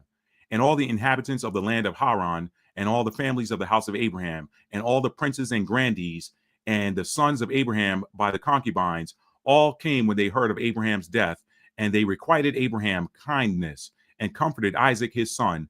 And they buried Abraham in the cave which he bought from Ephron the Hittite and his children for the possession of a burial place. And all the inhabitants of Canaan and all those who had known Abraham wept for Abraham a whole year, and men and women mourned over him. And all the little children and all the inhabitants of the land wept on account of Abraham, for Abraham had been good to them all, and because he had been upright with God and men. And there arose not a man who feared God. I don't like the word fear either, because fear is a low vibration and love is a high vibration. I think originally that would have meant respected. So I'm going to say respected, okay? Because I don't think that you can fear and love something at the same time. That makes no sense, okay? That'd be like somebody saying they're afraid of snakes, but they love snakes. I'm afraid of dogs, but I love dogs. Like, no, either you love it or you're afraid of it. So I think respect. Now, I love dogs, but I also respect that those sharp teeth they have. So there's a certain way even that I'll play with my own dog, and there's a certain way he knows he can play with me. That's just a story, that side story there. And there arose not a man who respected God like unto Abraham, for he had respected his power from his youth, and had served the Lord, and had gone in all his ways during his life, from his childhood to the days of his death. And the power was with him, and delivered him from the counsel of Nimrod. Here's where it gets interesting, okay? And the power was with him, and delivered him from the counsel of Nimrod and his people. And when he made war with the 4 kings of Elam, he conquered them. Talking about Abraham still. And he brought all the children of the earth to the service of the Most High. And he taught them the ways of the Most High, and caused them to know the Most High. Abraham did that. And he formed a grove, and he planted a vineyard therein. And he had always prepared in his tent meat, in other words, food, and drink to those who passed through the land, that they might satisfy themselves in his house. And the Lord, he was either a Taurus or a Cancer, if he's doing it like that. And the Lord God delivered, or had those placements in his chart. And the Lord God delivered the whole earth on account of Abraham. And it was after the death of Abraham that the Most High blessed his son Isaac and his children. And the Most High was with Isaac as he had been with his father Abraham. For Isaac kept all the instructions of the Most High and universal laws of the Most High, as Abraham, his father, had instructed him. He did not turn to the right or to the left from the right path, which his father had instructed him. And now on to chapter 27. Y'all see how small this is? Maybe I can make that a little bit bigger, and still keep it kind of small. And Esau at that time, chapter 27, this is where it gets interesting. And Esau at that time, after the death of Abraham, frequently went into the field to hunt. And Nimrod, king of Babel, the same was Amraphel, also frequently went with his mighty men to hunt in the field, and to walk about with his men in the cool of the day. Now, let me pause here for a minute. Remember, in the previous chapter, it said Abraham was delivered from the counsel of Nimrod. That meant Nimrod had people looking for Abraham. Nimrod was low vibrational. Abraham was high vibrational. Remember, the darkness hates the light. So he said that God protected Abraham from the counsel of Nimrod. What's the counsel? Hey, man, listen. Hey, Hey, you need to get that dude, man. Listen, that dude trying to make himself bigger than you in this land. He turning people around and having people worship his God. What about all these gods you put up in this temple right here? Man, you need to get him and kill him, man. You need to go off that dude as quickly as possible. So Nimrod was feared. Nimrod was feared. Let me read that again. And Nimrod, verse 2, and Nimrod, king of Babel, the same was Amraphel, also frequently went with his mighty men to hunt in the field and to walk about with his men in the cool of the day. He had soldiers with him, and he was badder than them. And Nimrod was observing Esau all the days, for a jealousy was formed in the heart of Nimrod against Esau all the days. So here's this mighty feared hunter, mighty feared warrior, Nimrod. He jealous of Esau. It might have been because perhaps remember Esau was a hunter too. So it could have been that Esau might have been competition for Nimrod in the area of hunting. And y'all know how it is with wicked men. If they hear that somebody better than them at something, they'd be like, man, let me keep my eye on that dude. Hey, y'all ain't gonna be out here big up in that dude, and I'm the king. Anyway, so it says here again, and Nimrod was watching, observing Esau all the days. He was page of swords in Esau all the days, for a jealousy was formed in the heart of Nimrod against Esau all the days. How about that, y'all? The wicked be jealous of the wicked. Verse 4, and on a certain day, Esau went into the field to hunt, and he found Nimrod walking in the wilderness with his 2 men. See, Esau knew that he was being watched. Verse 5, and all his mighty men and his people were with him in the wilderness, but they removed at a distance from him, and they went from him in different directions to hunt. And Esau concealed himself for Nimrod, and he lurked for him in the wilderness. So Esau, like, this dude trying to get me, I got something for that ass. I'm gonna watch him now. I'm gonna flip it on him. I got him. Verse 6, and Nimrod and his men that were with him did not know him. And Nimrod and his men frequently walked about in the field at the cool of day, and to know where his men were hunting in the field. And Nimrod and 2 of his men that were with him came to the place where they were, when Esau started suddenly from his lurking place and drew his sword and hastened and ran to Nimrod and cut off his head. And Esau fought a desperate fight with the 2 men that were with Nimrod. And when they called out to him, Esau turned to them and smote them to death with his sword. And all the mighty men of Nimrod who had left him to go to the wilderness heard the cry at a distance, and they knew the voices of those 2 men. And they ran to know the cause of it, when they found their king and the 2 men that were with him lying dead in the wilderness. And when Esau saw the mighty men of Nimrod coming at a distance, he fled and thereby escaped. And Esau took the valuable garments of Nimrod. He killed him and took his sneakers, which Nimrod's father had bequeathed to Nimrod. Took his sneakers, watch, gold necklace. Y'all, man, I'm telling y'all, these people, y'all don't believe them TV shows they showing y'all who them people were. Them people was them people was hood, y'all. They were hood. Anyway, he killed him and took his stuff, all right? Which Nimrod's father had bequeathed to Nimrod, and with which Nimrod prevailed over the whole land, and he ran and concealed them in his house. And Esau took those garments and ran into the city on account of Nimrod's men. And he came into his father's house, wearied and exhausted from the fight. And he was ready to die through grief when he approached his brother Jacob and sat before him. And he said unto his brother Jacob, behold, he told him he was going to die that day. And wherefore then do I want the birthright? And Jacob, so Jacob at this point thought that was getting ready to off him, and it wasn't so. And Jacob acted wisely with Esau in this matter, and Esau sold his birthright to Jacob, for it was brought about by the Lord.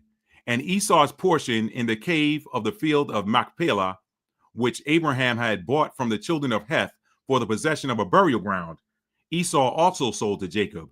And Jacob bought all this from his brother Esau for value given. And Jacob wrote the whole of this in a book, and he testified the same with witnesses, and he sealed it. and the book remained in the hands of Jacob. And when Nimrod, the son of Cush, died, his men lifted him up and brought him in consternation and great sadness, and buried him in the city. And all the days that Nimrod lived were 215 years, and he died. And the days that Nimrod reigned upon the people of the land were 185 years. And Nimrod died by the sword of Esau in shame and contempt. And the seed of Abraham caused his death, as he had seen in his dream. And at the death of Nimrod, his kingdom became divided into many divisions. And all those parts that Nimrod reigned over were restored to the respective kings of the land, who recovered them after the death of Nimrod. And all the people of the house of Nimrod were for a long time enslaved to all the other kings of the land. I'm gonna tie it together for y'all in a minute, but I gotta point out a few things I saw there, because it ties into a video that I did a few summers ago. Y'all remember the video that I did titled Chosen Ones, Why the Most High Allows Them to Try You? Remember, one of the themes I put in that video was that what the Most High will do a lot of times is he will use the baddest of the wicked to take out the other wicked. And then he saves the big boss for himself. It's like a giant video game. He uses the wicked to wipe out other wicked. And then the champion of the wicked, the Most High be like, all right, now I'm going to send my chosen one in there so you can try them. And then I got to get you, because I said, touch not my anointed and do my prophet no harm. Oh, you didn't I tell you not to touch my anointed and do my prophet no harm? That's not a request, by the way. That is a universal law. If you're sent, you cannot be touched. The only way you can be touched when you're sent is through temptation getting you to lower your vibration and erring. In other words, the Bible calls it sin. The church calls it sin. All it means is error. Okay? All it means is error. What's that passage of scripture that says a double-minded man is unstable in all his ways? And it goes on to say that something to the effect of for whatever is not done of faith is sin. What that's simply saying is, if you're not doing something that you got a knowledge base on, if you're doing something that you know you should not be doing, then you're going to mess up. Sin is error. That's what it means. It means error. They classified and they put all this different stuff on it and made it about, oh man, if you getting a drink, you sinning. Are you really? Are you really? If you drinking something that's going, if you mad AF, but you go in your house and get you a drink, you say, you know what, man, you get you a drink and you calm down and go to sleep. Did you sin? Or would sin have been to, well, the Bible say I can't drink, or pastor said I can't drink nothing, so I'm just going to stay mad, and now you're mad, you want to go out here and fuck somebody up. And then you up somebody, and then you locked up, and they hurt, or you hurt. Which one of those is sin? Drinking so you can calm down, getting you a drink so you can calm down and go to sleep, or not drinking, and then you going out here and acting in anger. I'm just saying, just giving out. Maybe that's not the best example, but I'm just trying to tell y'all what that means. It means error. Okay. So getting back to that, I told you in that video, the Most High oftentimes will use the baddest of the wicked to take out those that are just below them. Okay. Nimrod thought he was the baddest one in the land, but he was jealous of Esau. He was jealous of Esau. Why? Esau was no king. Esau was no ruler. But you had a ruler jealous of somebody that ain't a ruler. Now, I'm using this as an example because a lot of y'all out there, you got people that make way more money than you. They got more lavish lifestyles than you, but they jealous of little old you. It's that wickedness in them. And I'm not saying that Esau bore the light, but Esau was of the seed of Abraham through Isaac. Okay. So he was even though he was wicked, he was still chosen to take out another wicked. Now I'm going to show y'all something in a minute. That very interesting story, y'all. Very interesting. I'm gonna keep this going. I'm tempted to get in these comments. Well, I don't have too many. I can do this. He said, "Do you believe that the false, because our Jews are today's Edom?" I ain't got time for that, Bruce. I appreciate the question. I'm gonna have to come back to it. I ain't got time for it because that's gonna send me down the wrong path. Said that's why I enjoy reading. Torgirl said that's why I enjoy reading the book of Jasher, because it gives the details missing in the regular Christian Bible. Bruce, if you hang in there though, I may wink, I may be answering that later. So just stick around. I'm coming down to that. I'm coming down to that. So I'm not trying to be dismissive, but I don't want to answer that right now because it's probably going to be answered later on in this presentation. Okay. So it gives details missing in the regular Christian Bible. That is exactly correct, Torah girl. Another great resource is of course the Book of Jubilees. There's a lot of other books that were not canonized, but Antiquities of the Jews. That is huge. That's huge. Okay. So let me get back into my notes now. And all right, so that's off the screen. So that was the book of Jasher. That was the story of Esau defeating Nimrod. I'm setting the table. Now I'm going to explain to you something here. I'm explaining something to you. Watch this. How was Esau able to defeat the most feared warrior and hunter in the earth? Let me give you something. Let me give you something. He was given something. Now, chronologically speaking, this probably came after he took down Nimrod, but I'm gonna read this anyway. Okay, we're gonna go to Genesis. I got two resources here: Genesis 27 and a passage from Antiquities of the Jews. Let's go there. Genesis 27. You're watching Maddie's Rap with author and storyteller Matt D. Talbot. If you're just coming in and you're enjoying it so far, do me a huge favor and tap that like button. It definitely helps out the channel. Thank you. All right, let me bring this up on the screen, share it, and let's keep it moving, y'all. Let's keep the party moving. Okay, Genesis chapter 27. And it came to pass that when Isaac was old and his eyes were dim, so that he could not see, he called Esau his eldest son and said unto him, My son. And he said unto him, Behold, here I am. And he said, Behold now, I am old. I know not the day of my death. So what you just saw, actually, let me pause for a second. What you just saw in the book of Jasher was Esau selling his birthright. But there were two things going on here. Esau sold his birthright, but he had the blessing. Y'all know the story. I ain't playing spoiler at all. You know the story. I'm going to read it anyway. The birthright was sold to him because he was so weak from the battle. He felt like he's about to die. So Jacob, you know what he did? Oh, man, if you want some of what I got to eat, then I'm going to need that birthright, yo. I'm going to need that. He's like, man, what good is a birthright if I'm dead? Give me something to eat. You can have the birthright. Jacob like, yeah, B. Yeah, all right. All right, peace, y'all. Appreciate that, dog. Yeah, we good, man. We good. Yeah, you my bro, man. You my bro, man. I appreciate you, bro. Hey, yo, here goes some food, man. Yo, get your strength back up, bro. That was the birthright. Here comes the blessing. This is the blessing part. This is part 2, okay? And so the question I asked was, or what I said here was, the question was, how was Esau able to defeat the most feared warrior and hunter in the earth? That came after, but you're going to see something else coming up here. Okay? Let me read this. And it came to pass that when Isaac was, not sharing. I caught myself that time, fam. And it came to pass that when Isaac was old and his eyes were dim, so that he could not see, he called Esau his eldest son and said unto him, My son. And he said unto him, Behold, here I am. And he said, Behold now, I am old, and I know not the day of my death. Now, therefore, take, I pray thee, thy weapons, thy quiver, and thy bow, and go out to the field, and take me some venison. He was like, yo, give me some of that deer meat, man. I don't know how much time I got left, but I know I want me one more of them deer sandwiches before I leave here. Give me one more of them sandwiches, boy. And make me savory meat, such as I love, and bring it to me, that I may eat, that my soul may bless thee before I die. And Rebekah heard what Isaac spake to Esau his son. And Esau went to the field of Rebekah listening. See, ain't that a woman for y'all? She listening. No offense, ladies, but y'all know y'all don't miss nothing. Y'all know them ears always working. Y'all ears working when we watching TV. Y'all can watch TV, hold the conversation, and not miss something. Guys, we can't talk and listen at the same time. It's like, okay, it's like that two-way radio thing. You talk over, and the guy say, okay, over. That's guy communication. Girl communication is the telephone. Girl, y'all can talk at the same time and not miss. Y'all can talk and listen at the same time. Most guys don't have that skill set. I'm just saying that. I ain't dissing. I'm just saying what it is. All right.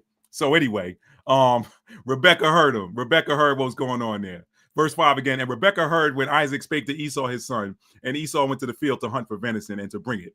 And Rebekah spake unto Jacob her son, saying, Behold, I heard thy father speaking to Esau thy brother, saying, Bring me venison and make me savory meat, that I may eat, and bless thee before the Lord before my death.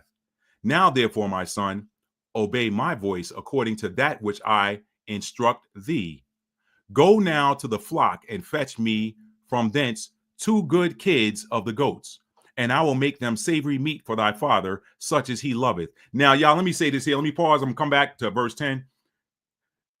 Somebody knew what they were doing with some seasoning if she could take goat and put so much seasoning in it that he couldn't tell the difference between goat meat and deer meat. Because anybody that's ever ate the two, you know that there's a distinctive taste profile in both of them. Like you can't, if you're eating them with just a little bit of salt and pepper on them, you can definitely tell which one is the venison and which one is the goat. But she said, I'm going to make some savory meat for thy father, such as he loved. She probably smothered that with some gravy and said, so good. He man, it's good right here, girl. It's good right here, girl. Who made that? Boy, that thing good. Anyway, verse 10, and thou shalt bring it to thy father that he may eat and that he may bless thee before his death. And Jacob said to Rebekah, his mother, behold, Esau, my brother, is a hairy man, and I am a smooth man. My father peradventure will feel me, and I shall seem to him as a deceiver, and I shall bring a curse upon me and not a blessing. And his mother said unto him, upon me be thy curse, my son. Only obey my voice and go fetch me them. Stop being hard-headed, boy. And he went and fetched and brought them to his mother. And his mother made savory meat, such as his father loved. And Rebekah took goodly raiment of her eldest son Esau, which were with her in that house, and put them upon Jacob, her younger son.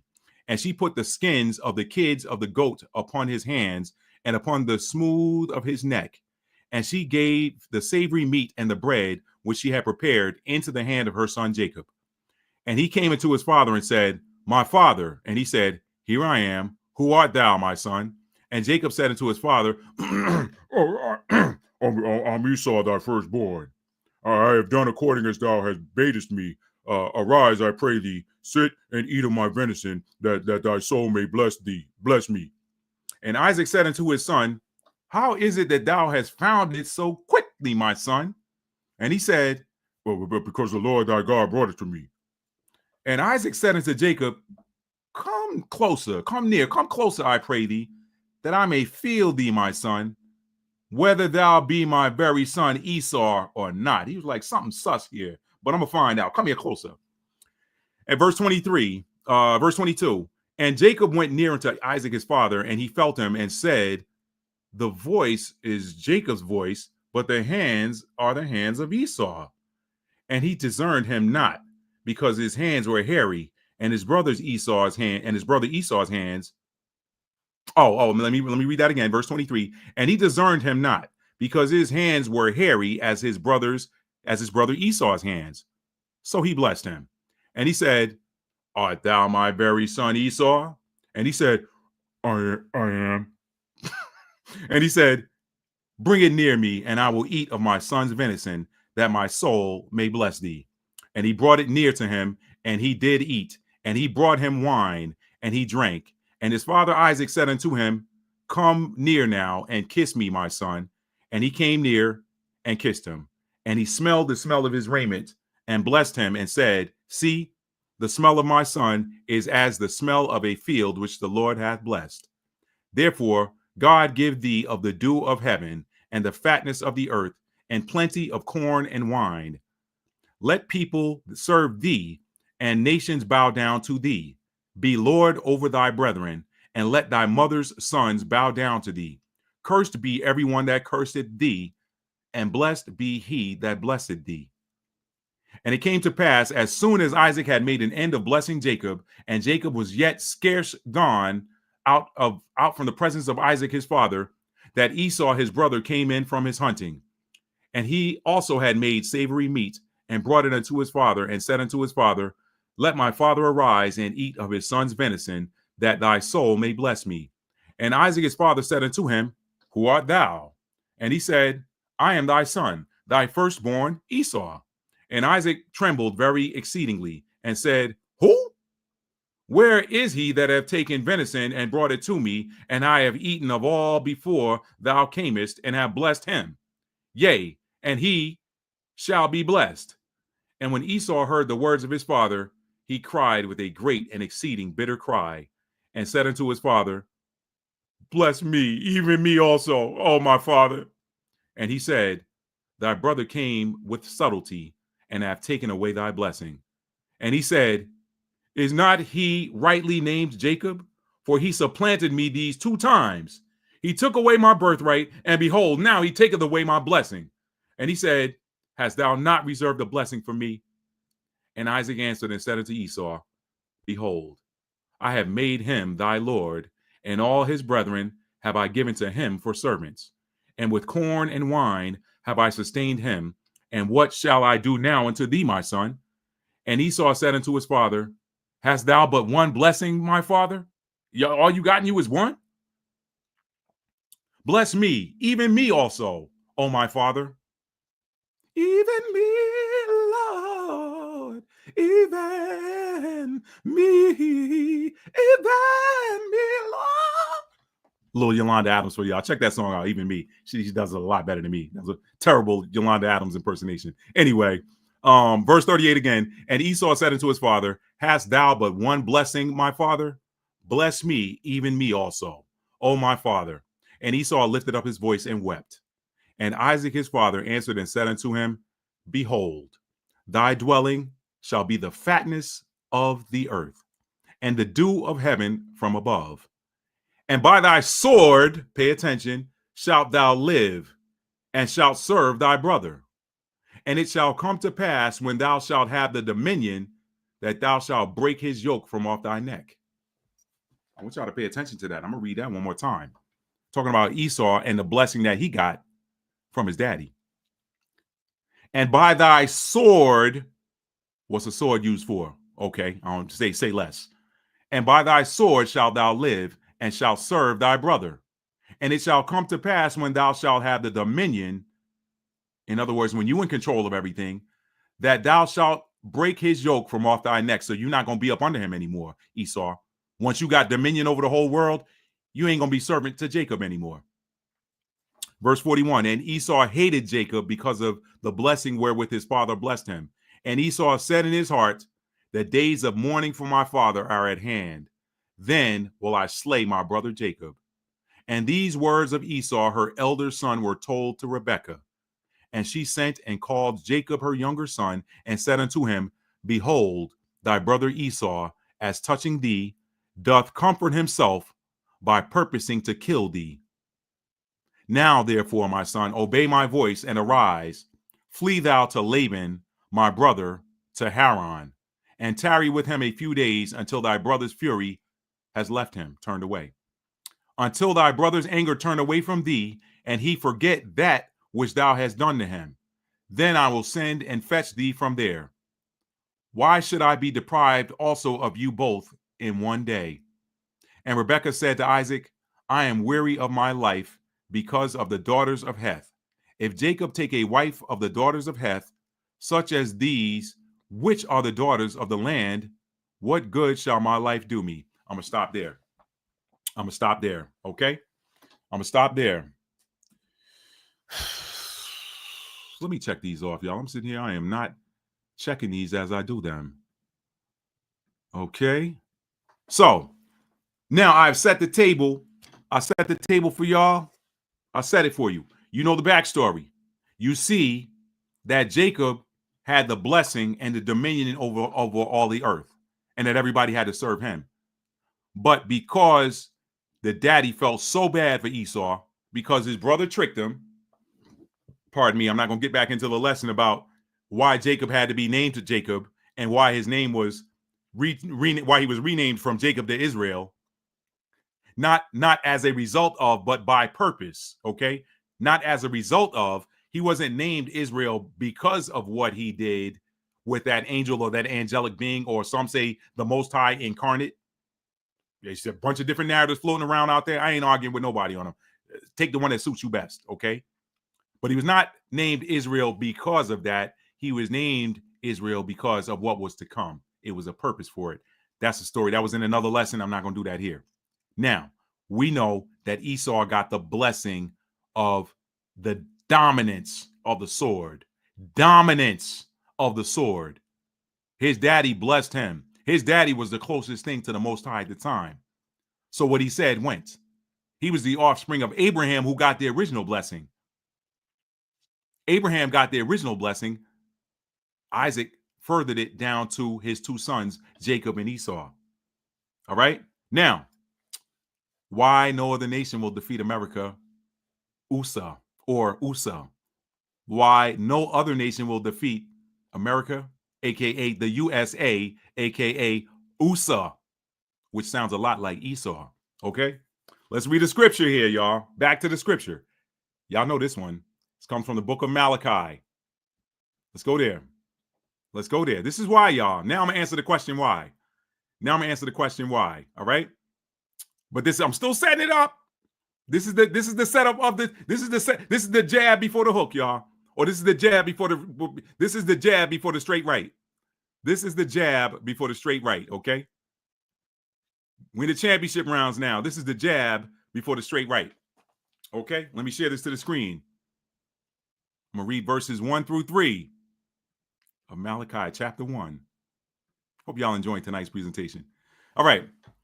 Malachi 1 and 1 through 3. The burden of the word of the Most High to Israel by Malachi. I have loved you, saith the Lord. Yet you say, wherein hast thou loved us? Was not Esau Jacob's brother, saith the Lord?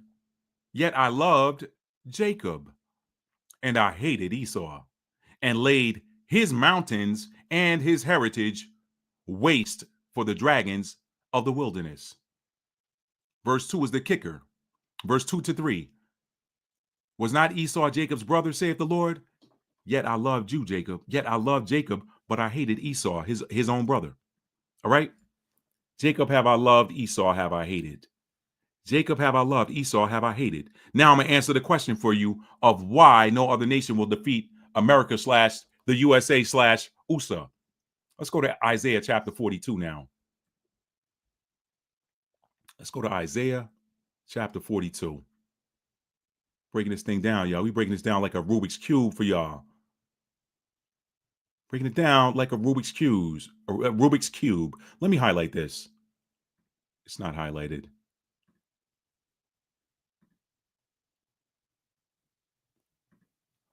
Oh, let's see. Let's take that off. Delete. And let's put that one on. Highlights. All right, let's do this. Oh, I got to share it. Oh, here we go. I thank you guys for being here tonight. I greatly appreciate it. Isaiah chapter 42, verse 8. I am the Lord. I am the power. I am the Most High. I am the universal. I am presence. But it says here, that is my name. We know that's not his name. That's why I don't like this. Is again, anytime you see I am the Lord, that is not his name. That's a title. So that was that. Anytime you see the Lord or the Lord thy God, that's a swap. What that would have said originally would have been something to the effect of Yahweh or Yahuwah, whatever, however you want to pronounce it. People pronounce it differently. I don't argue with nobody. I ain't here to be ancient Hebrew police, okay? Ancient Hebrew pronunciation police. The intent, y'all. Keep your head on the intent. I am Yahuwah. I am Yahweh. I am Eye. I am Ahaya. That is my name. And my glory will I not give to another, neither my praise to graven images. I am Yahweh, that is my name, and my glory will I not give to another, neither my praise to graven images. My glory will I not give to another. I am the Most High, and my glory will I not give to another. Okay? I am the Most High, and my glory will I not give to another. So that is the whole answer to the question of the real reason why no other nation will defeat America.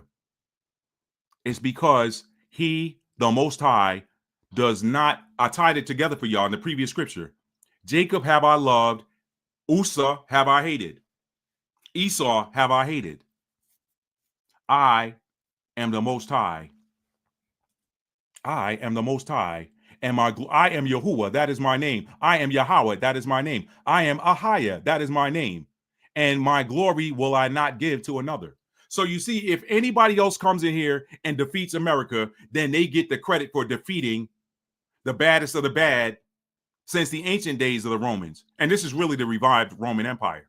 This is Esau. Esau. I spent the whole last hour and a half setting the table for y'all. No, the real reason Northern nation will defeat America is because the Most High said that's mine. I can't let you get the glory for defeating them. I gotta defeat. This is Esau. Jacob have I loved, Esau have I hated. What did Isaac tell? What did Isaac tell Esau? What did he tell him? He told him, he said in verse 42, I'm sorry, in 27, right here, 27 and 40, when he gave him his blessing. Let me bring it back on the screen. This goes back, y'all. This is ancient stuff, but we at the end of the story. This is why everything's coming back around. Genesis 27 and 40. And he's telling Esau this. And by thy sword shalt thou live, and shalt serve thy brother. And it shall come to pass, when thou shalt have the dominion, that thou shalt break his yoke from off thy neck. Let me show y'all something here. I know this was the Most High's doing, because this was not even on my slate. And one of my boys sent me this video via Instagram. He sent me this video. I'm gonna share it to the screen. I'm just gonna show you guys the tablet face here. He sent me this video. Let me show y'all this. Hang on a sec.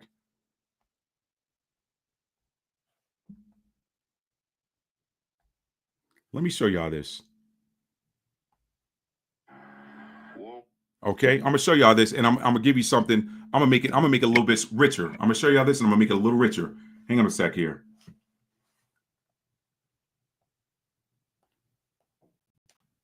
World War I is from 1492 to 1775. Hang on, let me redo this. World War I is from 1492 to 1775, when America was attacked by 7 countries simultaneously.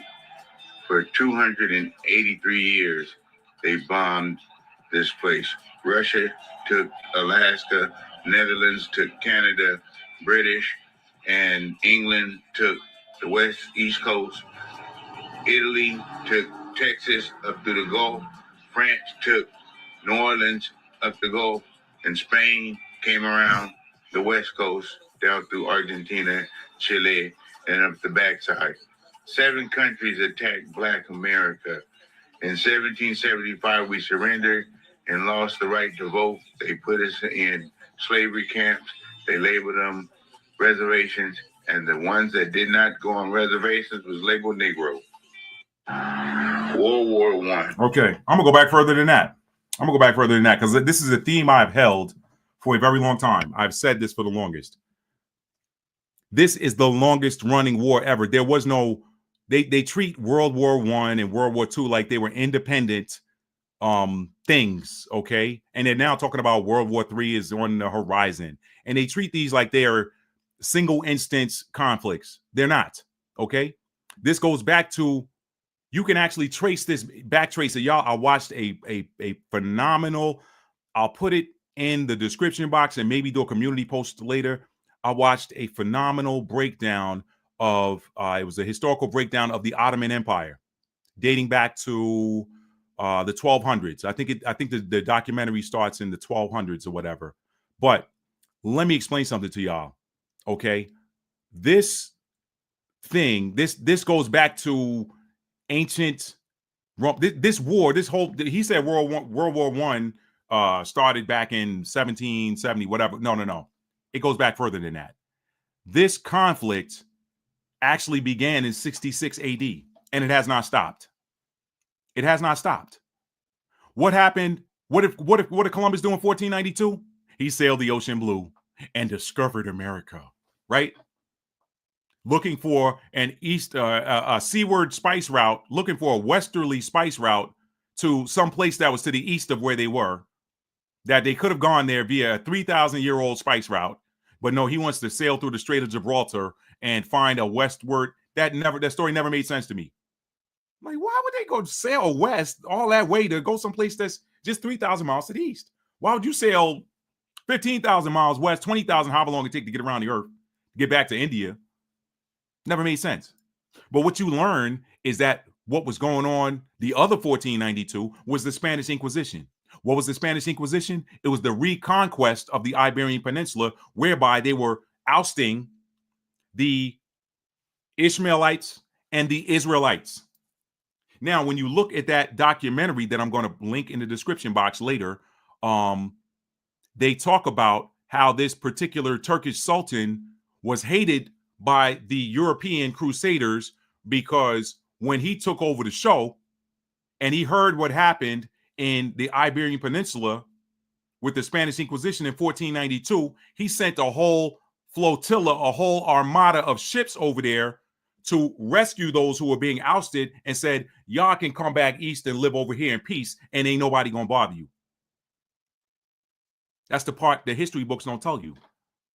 So Columbus sailing west with 3 ships full of soldiers. Why do you put soldiers on the ship where you're looking for spices, right? And a Hebrew-speaking Negro who spoke the old tongue Hebrew to serve as a translator, unless you know where you're going and you know who's going to be there. It was the continuation of the Spanish Inquisition. It was a search and destroy mission. So you tie that together with what the brother just said in the video, and boom, you got it. There's your story. You know, World War I starting 1914 or whatever it was to 1918. No, this thing started in 66 AD. This has been an ongoing conflict between the Romans and the Israelites, but the Romans were servants of Esau. Now, put it together. Let's go back to the blessing. Let's go back to the blessing. Let's go back to the blessing. And by thy sword shalt thou live, and shalt serve thy brother. And it shall come to pass when thou shalt have dominion, that thou shalt break his yoke from off thy neck. When did the yoke get broken? In 70 AD with the fall of Jerusalem. Since then, the seed of Jacob have been on the run and been servant to Esau. And Esau been going around the world dominating with the sword. Oh, y'all thought the Roman Empire fell? No, it didn't. It gave the appearance, it went to sleep for 1,000 years. That's the 1,000-year prophecy in Revelation that everybody keeps trying to make end times prophecy. It said the beast was locked up for 1,000 years, but then it recovered. He came back out to spoil the world again or whatever. I'm not going to read that tonight, but y'all know what it is. 1492 was when it reemerged. Guess what? In 476 AD was when the Western Roman Empire fell. When Rome proper fell, it fell in 476 AD. Add 1,000 years to that, you got 1476. That was around the time that the reconquest of the Iberian Peninsula started. And it came to its height in 1492 when they defeated the last of the so-called Moors, which were a collection of the Ishmaelites and the Israelites. And this is why I tell you shouldn't even use the word Moor, because Moor is short for like muerte. It's like the Latin word for dead. So people walk around in pride and call themselves Moors, a word that means dead. Somebody got played with. Somebody got played. Somebody got played. So Christopher Columbus, his mission was to seek out and continue the work of Esau, because he was contracted by the seed of Esau. Y'all can continue reading in the book of Jasher, and you can read in the Antiquities of the Jews and see how the seed of Esau, his children, fought against Jacob's children. It's in there. Jacob's offspring. They were fighting with Esau back then. But Jacob was running the show for a long time until the fall from grace. And that was around the time that Esau had dominion. Let's go back. Let's go back. His daddy told him when it was going to happen. Let's go back. See, we in the meat now. Now we eating, y'all. Now we eating. We eating meat and side dishes and all of that, all right? Got some dessert coming for y'all, too. Y'all eat up. Drink up. Genesis 27-40 again. And by thy sword, his daddy told him, thou shalt live. Have not the Romans, have not Esau, have not Usa been living by the sword? And shall serve thy brother, and it shall come to pass when thou shalt have the dominion, that thou shalt break his yoke from off thy neck. So the yoke got broken. Remember, Esau used to be servant to Jacob. What did he do? He flipped it, and Jacob began being servant to Esau. And now this is where I'm off script a little bit, but I'm moving in accordance with divine guidance. I'm here to tell y'all right now, I'm moving by divine guidance. I'm off script a little bit, but y'all, when I get in the zone, it's like, give me the ball, I'm hot. Give me the ball. Give me the ball. Give me the ball, Spirit, I'm hot. Give me the ball, Holy Spirit, I'm hot. Give me the ball, divine, I'm hot. Hey, y'all get mad at the ball. He got the hot hand right now. Let me show y'all this. I'm off script, but you know what? Give me the ball. All right, here we go. This is why they scared right now. 2nd Ezra 6 and 9. For Esau is the end of the world, and Jacob is the beginning of the world that follows. So Esau been running the show for a long time, y'all. 2nd Ezra's, the whole second book of Ezra's is prophecy for the time to come when it was written. That time is now here. So they scared now. They scared. Told y'all go watch Eddie Murphy movie from the 1980s, Trading Places. That movie was prophecy. Let me get back on my notes now. Okay. So now the reason again why no other nation will defeat America / the USA, because then they would take God's credit. What did he say in Isaiah 42 and 8? He said, I don't give my glory to nobody. You think he's going to let one of these other Esauian nations take the credit for taking down another branch of Esau? Hey, we defeated the mighty Americans. We finally took down the United. No, you're not. You're not. I told y'all back when that whole thing started with, I ain't even calling him BB Netanyahu anymore. BB sound too much like Baba, and he ain't nobody daddy. He ain't not over here. I'm gonna call him Beanie Man. From now on, I'm gonna call Benjamin Netanyahu Beanie Man. Why you calling him Beanie Man, Matt? Well, the B for Benjamin, the knee for Netanyahu, Beanie Man. Plus, he wear a beanie cap. The beanie man who wear the beanie cap. So he Beanie Man from now on. I told y'all back in 2023 when that stuff started and he started kicking this stuff off. I told y'all then people's like, oh man, Iran is they're gonna pummel. No, they're not. Or Israel's too small to take over that whole region. They need Israel. I told y'all Israel is America East and America is Jerusalem. Jerusalem is Washington East and Washington is Jerusalem West. I told y'all that. I've been saying that. America and Jerusalem, they're one and the same. America and Israel, they're one and the same.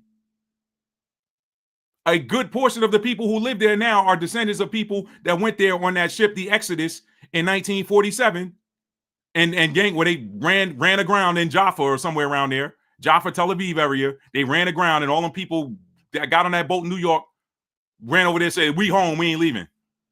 And the British mandate ended, and the British were like, "Look, hey, we ain't gonna kill." With the British with their military over there, like, "Hey, y'all better not come over here." Now, you think them British people were going to shoot some Americans from? No, they weren't. They weren't. It was just a matter of time. This whole thing. But they saying, well, 1948 state was the revival of. No, it wasn't. No, it wasn't. The scriptures say the land was going to be at rest when Jacob returned. Is the land at rest? Did the land come to rest in 1948? No, it didn't. They acquired it in May of 1948. Guess what May is? That when they did it was Taurus season. Guess what the North Node was in? Taurus. You know what Taurus is the energy of? Acquisitions. Yeah, people planning stuff around the stars. I tell y'all this all the time. They plan it around astrology. They do. But y'all don't want to look at astrology. Y'all said that's the devil or whatever. That's the devil's work. So just keep being in the dark. I don't care. I don't even care no more. We too close to the end. Anyway, so that's the deal with that, y'all. Another nation not going to defeat them. Think about Gideon and the Israelites versus the Midianites. Why did he keep having Gideon dwindle those numbers down? He said, I got to make this number so small that it would be inconceivable that a force this small could defeat a force that large without the hand of God being in it.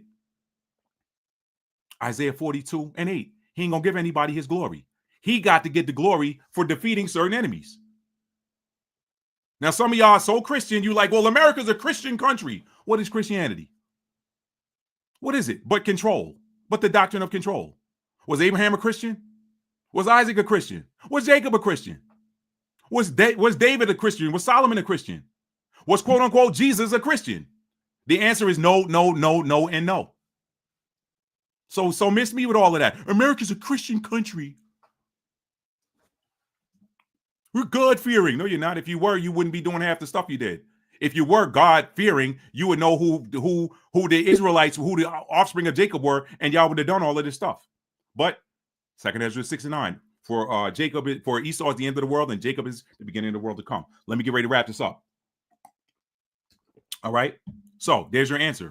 Why the real reason no other nation will defeat America? Because God's like, nah, that one's for me. That one's mine. That one's right there. What did he say in Deuteronomy? He said, to me belongeth vengeance. He said, I don't bring nobody with me. Let me bring that up. Let me bring that up real quick. Let me bring that up real quick.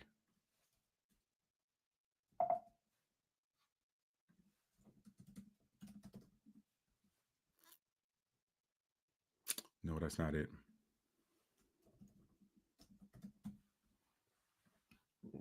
Hang on a sec. 32 and 35. All right, let's go there. Let's bring this on the screen. I'm off script, y'all, but I'm on script. I'm off script, but I'm on script. Okay? Deuteronomy 32 and 35. To me belongeth vengeance and repayment and payback. Their feet shall slide in due time, for the day of their calamity is at hand, and the things that shall come upon them make haste. Verse 36, for the Lord shall judge his people and repent himself for his servants when he seeth that their power is gone. Is Jacob got any power right now? Or are they still subservient to Esau? It flipped. The script flipped, but it's about to flip back. Verse 36 here, this is prophecy. For the Lord shall judge his people and repent himself for his servants. He's going to be like, man, I ain't have to do him like that. I'm sorry, y'all. When he seeth that their power is gone and there is none shut up or left. For he shall say, where are their gods, their rock in whom they trusted? This was them following after other people saying, you know what? I ain't got to do what my forefathers said. I ain't got to follow the instruction. I ain't got to follow the ancient instruction. Who gave us this land? We took this land with our own power. We took this Canaan land. He didn't do it. Oh, okay. Well, let me see. Let me show y'all. Verse 38. I also told you read Baruch chapter 4. I'm not going to read this tonight. Which did eat the fat of their sacrifices and drank the wine of their drink offerings. Let them rise up and help you and be your protection. So now he mocking them. He mocking them, wicked, hard-headed seed of Jacob, seed of Israel. Verse 39, see now that I, even I, am he, and there is no God with me. I kill and I make alive. I wound and I heal. Neither is there any that can deliver out of my hand.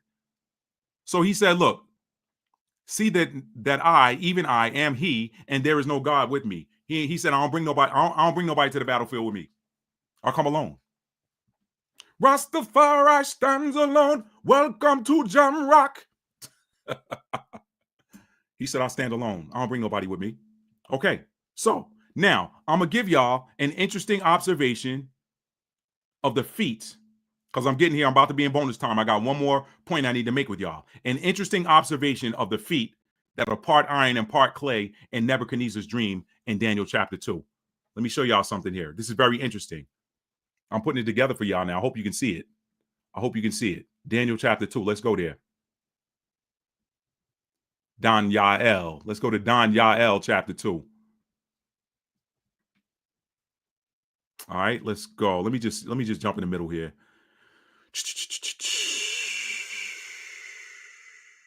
Okay, I'll jump in right here. Verse 36. This is where y'all know the story. Nebuchadnezzar had a dream. And then he woke up, the dream terrified him, but he couldn't remember it. So he called for all of his magicians, all his seers, everybody in the kingdom that had any type of intuitive capabilities. He called them and said, look, tell me my dream and the interpretation of it. And if you can't tell me, then you're useless to me, and I'm going to be off with your head. And when the word got to Daniel, Daniel was like, yo, the king being kind of hasty. Why? Captain told him, captain of the guard, they ain't even want to do it, but he said, we got to do what king say do. He said, all right, tell him, give me a minute. Just give me a minute. Tomorrow, I'm gonna pray. I'm gonna go in with my boys. We're gonna intercede on this thing, and I'm gonna give him the answer. And he said, once he got the answer, he said, bring me before the king. Don't cut nobody's head off. Take me before the king. I'm gonna tell him what he dreamed, and I'm gonna tell him the meaning of it. And this is the prophecy that is about to unfold now. It's about to unfold. It hasn't unfolded since this was written. It has never been unfolded. Since the dream was written and recorded, it has never been unfolded. It has never come to fruition, I should say. It's about to come to fruition. Let me read this. Daniel chapter 2, beginning at verse 36. This is the dream, and we will tell the interpretation thereof before the king. So this is him and his boys now. Thou, O king, art a king of kings, for the God of heaven hath given thee a kingdom, power and strength and glory. And wheresoever the children of men dwell, the beasts of the field and the fowls of heaven hath he given it to thine hand, and hath made thee ruler over them all. Thou art this head of gold. And after thee shall arise another kingdom inferior to thee, and another third kingdom of brass, which shall bear rule over all the earth. And the fourth kingdom shall be strong as iron, for as much as iron breaketh in pieces and subdueth all things, and as iron that breaketh all these, shall it break in pieces and bruise iron, the sword. Okay, keep that in mind. And whereas thou sawest the feet and toes, part of potter's clay and part of iron, the kingdom shall be divided. But there shall be in it of the strength of the iron, for as much as thou sawest the iron mixed with miry clay. And as the toes of the feet were part of iron and part of clay, so the kingdom shall be partly strong and partly broken. And whereas thou sawest iron mixed with miry clay, they shall mingle themselves with the seed of men, but they shall not cleave one to another, even as iron is not mixed with clay. Sound familiar? And in the days of these kings, in the days of these kings, in the days of these rulers, in the days of these presidents and prime ministers, shall the God of heaven set up a kingdom which shall never be destroyed. And the kingdom shall not be left to other people, but it shall break in pieces and consume all these kingdoms, and it shall stand forever. For as much as thou sawest that the stone was cut out of the mountain without hands, and that it break in pieces the iron, the brass, the clay, the silver, and the gold, the great God hath made known to the king what shall come to pass hereafter, and the dream is certain, and the interpretation thereof sure. Stone came out, the stone was cut out of a mountain without hands, and it break in pieces the iron, the brass, the clay, the whole. That sounds like a tower moment, doesn't it? It's coming. It's coming, y'all. Neptune just entered 0 degrees Aries. It's coming. I talked about that in another video. I'm not going to do it tonight. Neptune just entered 0 degrees Aries. Y'all go watch the other video. All right. So, but here's what I found interesting about those toes, part of clay and part of iron. Toes, part of clay and part of iron. Here's what I found interesting in that. When you think about it, that last kingdom had feet, was represented by feet that were part feet of iron, and the toes part iron and part clay. Now, if you think about that, if you look at it esoterically, iron represents swords. It represents military might. Okay, it represents that power, that strength, and the clay represents the earth. Okay, there's a lot of ways y'all can look at this. Just stay with me. Iron in color, if you were to look at it, could be considered colorless. It's like clear almost when compared to clay that's brown. Okay, and it said they didn't mix. The toes of clay did not mix. Clay and iron don't mix. Look at the difference in the makeup. Now the other part esoterically, the iron represents swords, clay represents earth. Okay, if you take that and break it down esoterically in the tarot, swords are air. Those are words and thoughts, and clay is pentacles. Pentacles in tarot is money and resources. So if you think about that final kingdom, you look at it as swords. You can look at swords as straight up being weaponry, weapons of war, but you can also look at it in terms of tarot, where it is about words and thoughts. Okay, now you look at that being that last kingdom, and then the toes, clay is earth energy. That's pentacles. Okay, the iron, that would be sword. Iron is earth. If you want to talk about the element, that comes from the earth. But if you want to look at it esoterically, iron is equated to the sword. Swords are words in tarot. Now, if you look at that last kingdom, what kingdom goes about and rules with pentacles? Clay is pentacles in tarot. Okay, that's earth energy. Earth is pentacles. Pentacles represents money. It rules with money, and it rules with words. It controls words, control of the narrative, control of the media, control of the air, control of the story, control of the stories that get told. That's words. Control of thoughts. Hey, we got to win the hearts and minds of the people. Let's go over and have a conversation. Hey, always blasting you with information, media, but also straight up swords, weaponry, military might, and pentacles, money. That is also, you can look at that feat of iron and part clay esoterically as being another indicator of what this last kingdom looks like in the days that the stone cut out without hands came and smote the great statue, and it came and tumbled. It broke it in pieces. We hear, y'all. We hear. That's USA. That's USA. USA is going around. Why do you think we be ready to go to war as a country when you people talking about, well, hey, we're not going to use the dollar anymore. Oh, you're not? That's the clay. That's pentacles. That's pentacles energy. Let's send the iron in there. But also, you got two different makeups here, iron and clay, and they don't mix. This country is full of different little factions that don't mix. Powerful, y'all. Powerful stuff. So, Act 3 is a bonus. It's some not so random topics, both related and unrelated, okay? Let me check some comments and these final 2 points in the bonus, and we're going to get up out of here, y'all. Let's look. Oh, I got a lot of comments in here. Let's see what we got here. Let's see what we got. Crystal clear, almost like reading his chart. Yeah. Okay, I'm back there. He has skin issues. I never paid attention to that Torah girl. You talking about Elon. I didn't know he had skin issues. Never really paid attention to it. Capri 10 said, so wait, he fixing everybody because of his issues. That's what crazy people do. That's what crazy people do. This is going to benefit me. So let me get this. Let me. Since he got head problems, he going and this is the way he can control his head problems. Let me show y'all. I'm just saying, possibility. This is for entertainment purposes only, by the way. None of this is factual. Just saying. All opinion here. All opinion. Just because that historically Doge was the most important government official in an Italian city-state, for example, Venice and Genoa in the past. Wow. Okay, inner knowing. Yep, y'all got that. Truth, much wisdom in fasting. Yeah, we got past that. Okay, Bruce said Esau, Edom. Got past that. Got past that about the Eve's garment. Took Adam and Eve's garments. He took Adam and Eve's garments. Gotcha. Okay. Bruce, I hope I answered that question for you. I hope the narrative answered that question for you.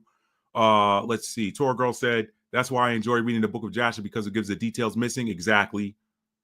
The Apocrypha, Pseudepigrapha, Apocalypse, and Gnostic Gospels were removed by the Roman Catholic Church years ago. You know it. Thank you for adding that, Bruce. The Eagle nations conspired against thee. Thee is us. Psalms 83. Yup. Jojo Mac, that's a great ad. Y'all read Psalms 83. Y'all read it. Okay, so I'm caught up in the comments. Now, let's hit some bonus, y'all, and we're going to get up out of here, y'all. Let's get the bonus real quick. We get the bonus. Okay, now, some not so random topics, okay? One of these is not related, and the other one is related to what we just talked about, okay? First, I want to talk about, we just had that solar eclipse, that powerful solar eclipse a couple days ago, okay? Post-solar eclipse, what bold new thing is activating in you resulting from the eclipse? This is bonus time, and it's completely unrelated. I told y'all this is dessert. I served the appetizer. I served the main course. Here's some dessert, okay? To answer that question, you simply need to know your natal chart and what house you have Aries in, okay? What house Aries occupies in your chart. So, what new bold thing is activating in you resulting from the eclipse? Why you say bold thing, Matt? Because Aries is the sign of boldness, okay? Aries is the ram. One of the attributes, I'm not going through all of the attributes, but one of the key attributes, one of the key aspects of Aries energy is that it represents boldness. The ram is bold, okay? You ever watch a video of a mountain ram, you know it is bold. You do not want to get in its way. So what new bold thing is activated in you resulting from the eclipse? If you have Aries in your first house, you've activated a bold new appearance. You've activated a bold new appearance. And because your first house sign, the planetary ruler of your first house sign is your entire chart ruler, Aries, if you got Aries in the first house, Mars is your chart ruler. You've activated boldness in every aspect of your life if you have Aries in your first house. Primarily in your appearance, but everything in your life. If you got Aries in your second house, you making bold money. What activated in you is a bold sense of value, a bold sense of material possessions. You may boldly go and make some acquisitions. You may be making bold money moves. All right. And remember, eclipse energy carries on for a very long time. In fact, if you want to be honest with you, to a greater degree, it carries a couple of weeks after the eclipse, up to a month, but to a lesser degree, that energy wanes, but it carries on and activates you on up until the next eclipse, which happens at the fall equinox. Okay. So second house, you're making bold, you're about to make some bold money moves. In third house, what activates in you? Bold speech, bold communication. Okay. A bold sense of your conscious thoughts. a bold conscious sense of self. Okay, because Aries does rule over self too as well. So you got Aries in your third house, you're going to make bold speech has been activated in you. If Aries is in your fourth house, bold emotions and a bold family presence is activated in you, and bold emotions, a bold sense of emotion, a bold presentation of your emotions. That could be good, that could be challenging, okay? But nonetheless, it's boldness in the area of emotions and family, okay? Family and home. If you got Aries in your fifth house, you activated boldness in your self-confidence, boldness in your in the way you shine, just a bold sense of creativity. You're going to boldly create some things. You may be a little bit more bold in the area of things that give you pleasure, in the area of your passions, and you may boldly make romantic moves if you got Aries in the fifth house. Okay, so bold in your creativity, bold in your sense of self-confidence and self-worth. Where's that come from? Because the fifth house is ruled by the sun, and the sun rules over your third chakra, which is your solar plexus. So you got an activation in your solar plexus chakra if you have Aries in your fifth house. Okay, boldness in the area of your solar plexus. So you got more you're coming out of this eclipse activated more confidence in you, more self-confidence. Okay, there's a number of areas covered by the fifth house. I'm not going through all of these. I'm running through this quick, as you can see. Okay, if you got Aries in your sixth house, you're making bold moves with regards to your daily routines, your tasks, the way you work. Okay, the way you work, you may make bold moves with regards to your personal health. You may be getting a gym membership, or you may decide to wipe the dust off that gym membership or that gym access pass you got. All right. Sixth house rules over your health. It rules over your daily tasks, routines, that sort of thing. So you're going to make some bold moves with regards to your daily work, not career. Career is 10th house. Daily work is your sixth house. You're going to make bold moves at work, or you're going to make bold moves with regards to your health. Okay. The Ram. Okay. Now, if you got Aries in your seventh house, you're going to make bold moves with regards to your partnerships. It could be a relationship type partnership. It could be a business partnership, but you're going to make bold moves.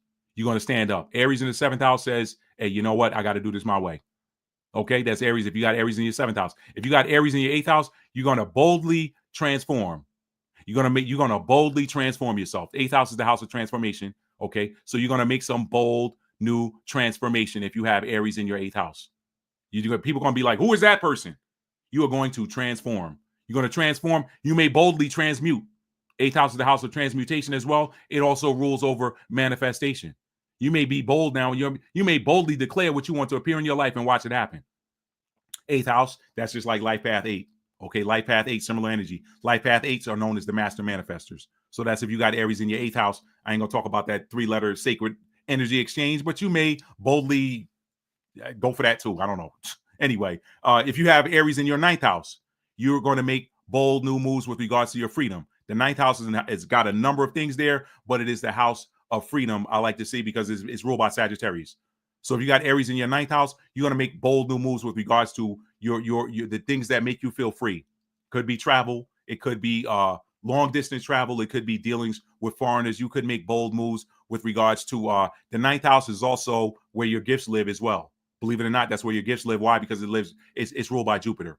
So you're just gonna show up big. You're gonna fill up the room if you got Aries in your ninth house. You're gonna make bold new moves with regards to feeling free and feeling unbounded. Okay, you got Aries in your 10th house. You're gonna make bold career moves. That's what's being activated by this eclipse. If you got Aries in the 11th house, you're gonna make bold moves with how you show up in groups, how you show up for humanity, how you rebel. It may make you boldly rebel against things that you just don't see as right for that, not just for yourself, but for the greater collective. Okay.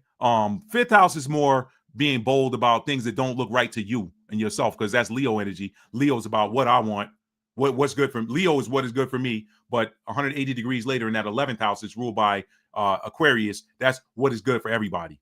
So you may make some bold moves with regards to stepping up for the collective in some area that you're passionate about. And if you got Aries in the 12th house, then you're going to make bold new spiritual moves.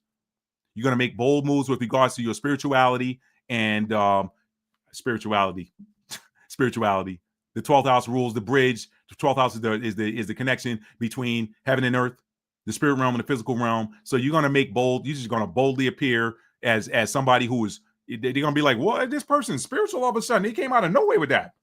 So that is what this eclipse is activating what new thing is being activated in you as a result of this eclipse. Some of you were feeling it a little bit before the eclipse. Some of you are feeling it greater now, but that energy is going to carry you throughout the rest of the year. So I just wanted to hit you with that. That is bonus number one. And finally, bonus number two is prophecy and identity. And to do this, I have to revisit Malachi chapter 1, because some of you asked about Esau and all this other stuff, and who these people that Revelations 2 and 9 and Revelation 3 and 9 crew. Okay, I got you. I got you. I told you, if you stick around, I got you. Let me read this. Let me bring this passage of scripture back up, Malachi chapter 1, and that's going to be it for the content tonight, family. Let's go here. Where is it? Y'all, thank y'all for hanging out. Thank y'all for hanging out tonight. I know this was a lengthy one. I know they're all lengthy, but hopefully you were entertained. Hopefully you didn't miss the time. Okay. Let's see. Let's go back here. This is going to answer some questions for y'all. Prophecy and identity, y'all. I've been beating that drum since 2022, maybe 2022. I've been beating this drum. So I've been beating this drum for the last 3 years. It's here now. It's here. Malachi chapter 1. All right. I got to revisit this in talking about prophecy and identity. The burden of the word of the Lord to Israel by Malachi. I have loved you, saith the Most High. Yet you say, wherein have you loved us? He answered, was not Esau Jacob's brother? Yet I loved Jacob, and I hated Esau, and laid his mountains and his heritage waste for the dragons of the wilderness. Whereas Edom saith, we are impoverished, but we will return and build the desolate places. Thus saith the Lord of hosts, they shall build, but I will throw down, and they shall call them the border of wickedness, and the people against whom the Most High hath indignation forever. Let me pause there for a minute. Let's bring that word up on the screen. I want y'all to see how powerful that is. Okay? I want y'all to see how powerful that word indignation is. Indignation, anger or annoyance provoked by what is perceived as unfair treatment. I'm going to read that again. Indignation is a noun that means anger or annoyance provoked by what is perceived as unfair treatment. It's that Mayat energy. That's that Mayat energy. Unfair treatment. Okay? That's Sekhmet energy too. For when you know, you know. If you don't know, don't ask. When you know, you know. I ain't got time for that. All right. So let me show y'all. Let me bring that up one more time. Let me bring that one more time. Indignation is a noun that means anger or annoyance provoked by what is perceived as unfair treatment. Who perceived it? Who perceived it? Let's go back to the scripture. It's the final bonus, y'all. Bringing around some sorbet for your palate after eating that rich meal. This is the sorbet. Verse 4. No. Verse 3. And verse 2. Yet I loved Jacob and I hated Esau, and laid his mountains and his heritage to waste for the dragons of the wilderness. Whereas Edom saith, we are impoverished, but we will return and build the desolate places. 1948. 1948. There's your answer right there. There's your answer. 1948 is right. Is summarized right there in verse 4 of Malachi, the first chapter. Whereas Edom saith, Edom now, check this out, y'all. Edom, y'all get on your favorite search engine and pull up a map and type in it, or not a map, just type in there Idumea. I'm gonna do it with y'all. You know what? I'm gonna do it with y'all. Let me stop. I'm gonna come back. Let me stop. I'm gonna do it with y'all. Idumea, Edom, Idum. Idumea, Edomea. See what's happening, y'all? Y'all got to learn how to listen to the sounds. You got to learn how to listen to these sounds. All right, let me see if I can't bring this up. Edom, short for Idum, Idumea. Idumea, duck, go, Idumea.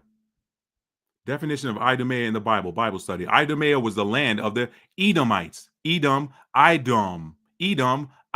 See what they do? English will throw you off, y'all. That's why you got to pay attention. You got to learn to read with your heart. Your heart does not lie. Your heart does not lie. That's that all-knowing feminine energy. Okay, everybody got it, fellas. Don't get in your feelings. If you don't say you ain't got no feminine energy, that means you ain't got no heart. That means you're lacking chakras number 2, 4, and 6. If you lacking chakras 2, 4, and 6, you ain't here. You're not here. You're a ghost or you're a soulless being. Got to get in there. Got to get in there. Idumea was the land of the Edomites, descendants of Esau, who had a long history of conflict with Israel.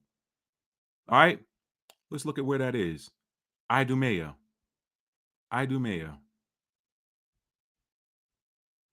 Idumea.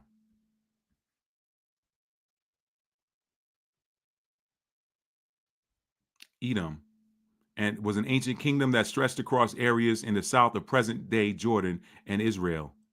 Okay? I don't like that map, to be honest with you. Some of these maps are based on where they chopped these different lands up and drew these lines. But we know what Joel chapter 3 says, right?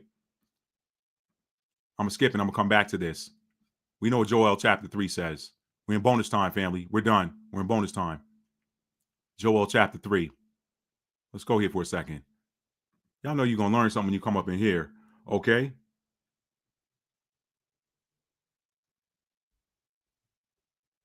Joel chapter 3, verses 1 through 3. For behold, in those days, which ones? The ones that are here now. And in that time, when I shall bring again the captivity of Judah and Jerusalem, I will also gather all nations and will bring them down into the valley of Jehoshaphat and will plead with them. And he plead. I did this before. I'm not gonna go deep on this, y'all, because I've done this too many times. When he says plead, he ain't talking about can y'all please drop that P and switch the E and the A around and read it backwards. Deal. I will deal with them there for my people and for my heritage Israel. The Most High ain't pleading with nobody the way that we understand the word plead. This thing has been translated through how many languages from the original. I will also gather all nations and will bring them down into the valley of Jehoshaphat and will plead with them there for my people and for my heritage Israel, whom they have scattered among the nations and parted my land. And they have cast lots for my people. I'll take that one. And have given a boy for a harlot and sold a girl for wine that they might drink. Passing the children around. All right. Scattered among the nations and parted my land. So you can't even get when you look at these modern day maps or what they depict these maps were, you can't even really get a true sense of where these places were. Because I've always told you, the Most High didn't draw lines on a piece of paper and say, this is the land of these people and this is the land of these people. People were always divided by natural barriers, high mountains, dense, thick forests or jungles, deserts, or large bodies of water, or deep canyons and crevasses, deep chasms. He's always divided peoples and used geographical borders, not lines on a piece of paper. Not a sign saying you are now entering DeKalb County. You're now entering Fulton County. No, the Most High didn't do it that way. He uses geographical borders to separate people. So we don't even really know the true extent of where these places were, how big or small they were. All right. So now let me go back here and finish up my point. Let me read this again from the beginning and wrap up. And the burden of the word of the Lord to Israel by Malachi. I have loved you, saith the Lord. Yet you say, wherein hast thou loved us? Was not Esau Jacob's brother, saith the Lord? Yet I loved Jacob, and I hated Esau, and laid his mountains and his heritage waste for the dragons of the wilderness. Whereas Edom saith, we are impoverished, but we will return and build the desolate places in 1948.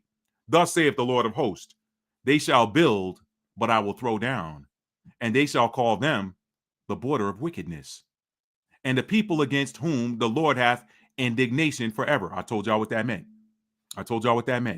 And your eyes shall see, and ye shall say, the Lord will be magnified from the border of Israel. Okay, what does magnified mean? Glorified, magnified, enlarged from the border of Israel. What border? These Treaty of Versailles borders, or whatever they wanted to call them. The borders that were drawn in boardrooms or the original ones that he intended. He said, your eyes shall see and you shall say. That's a prophecy for a later time. That time is now. They shall be called the border. They shall build, but I will throw down. And they shall call them the border of wickedness. Did he say here, they shall build, but Iran is going to throw down? No. Did he say here, they shall build, but Hezbollah or Hamas is going to throw down? No. Did he say here, they shall build, but Jordan or Egypt is going to throw down? No. He said, they shall build, but I will throw down. This is why no nation, no other nation is going to defeat the U.S. This is why. This is why. This is why. And this is why, as long as the U.S. is propping up Israel, ain't no other nation going to topple them either. Y'all see all them B-52s Trump just sent over to Diego Garcia and told Iran to blink? I don't watch the news all the time, but I do pay attention to what's going on with this military stuff. I pay attention so I know where we are on the timeline. That's it. I don't get caught all up in this stuff. With my brother, he be forgetting all the time. Bless his heart, he a Pisces. He forget all the time. Like, bro, I told you, don't send me no news article. I don't care what's going on in CNN. I don't care about that. I don't care about this random stuff that's going on. I got certain channels I watch on YouTube to get news. I got certain feeds I watch on social media to find out what's going on over there, because that's where the prophecy is going. I've been telling y'all for years, everything is going back east. If everything is going back east, that means the West is marked for something coming, something of biblical epic proportion. This land got to rest. It's been too much wickedness going on. Just like that land over there one time had to rest. There was a while there where that land wasn't nothing popping off there. And then people remembered what type of energy that land gave off. And they were like, hey, we got to reclaim that. Wait, who is this Sultan? Who? Chief Sultan, Prince Sultan, Salman? Who? The Ottoman Turks? What? They can't have it. We controlled that before before Rome fell. We controlled that. We got to get that back. The Holy Wars. Have the Holy Wars ever stopped? No. Have the Crusades ever stopped? No.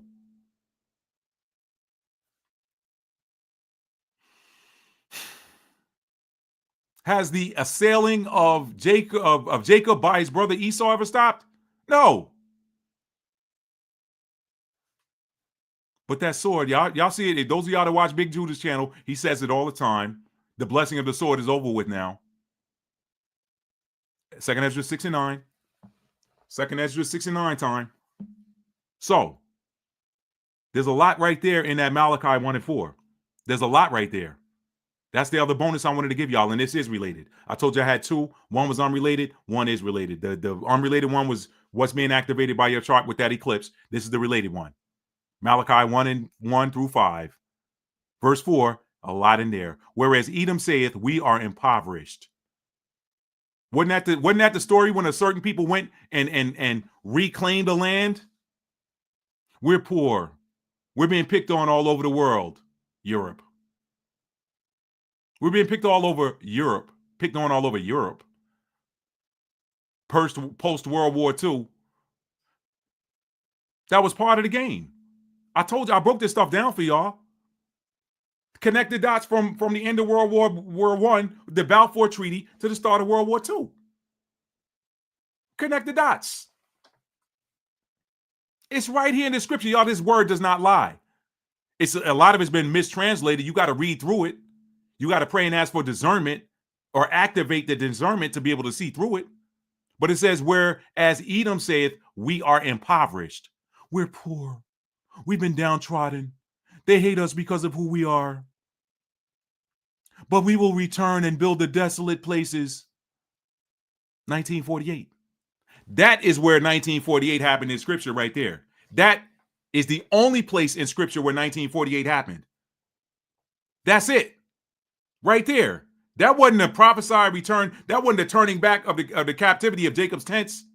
1948 wasn't it? That's on deck for right now. Y'all wait and see. What this what's popping off this year. I covered it in another live or two ago. Whole lot of astronomical stuff happening. The cosmos ain't nothing but a giant clock, and it's a divine timing clock. because we know the only time that really exists is divine timing. This earth time is an illusion. It's something to break up the day. It's something to break up the day. It's an illusion. This is the only place in scripture, y'all, if y'all never heard it anywhere else, you heard it here first. This right here, Malachi 1 and 4, is the only place where 1948 is prophesied. Whereas Edom saith, we are impoverished, but we will return and build the desolate places. Thus saith the Lord of hosts. There's a pause there. That semicolon is a pause. That semicolon is a pause. But we will return. We are impoverished, but we will return and build the desolate places.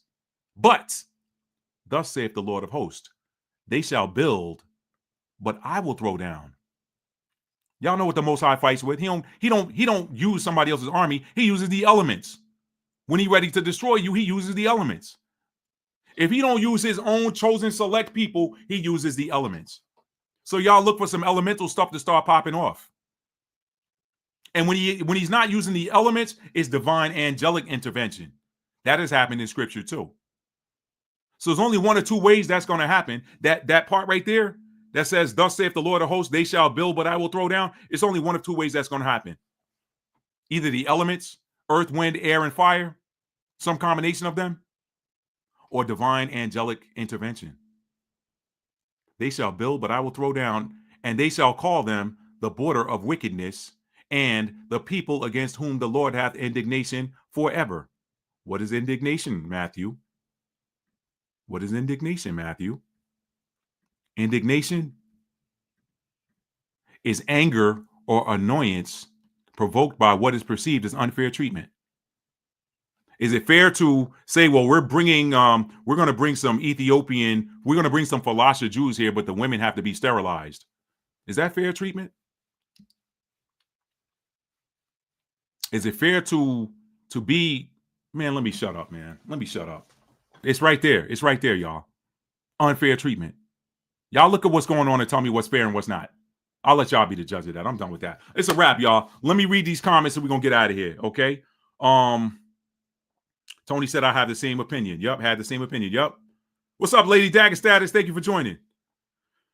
The European nation told their people not to travel to the USA. Wow. Wow.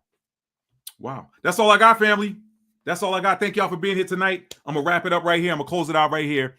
If you like this video on your way out, please give it a thumbs up.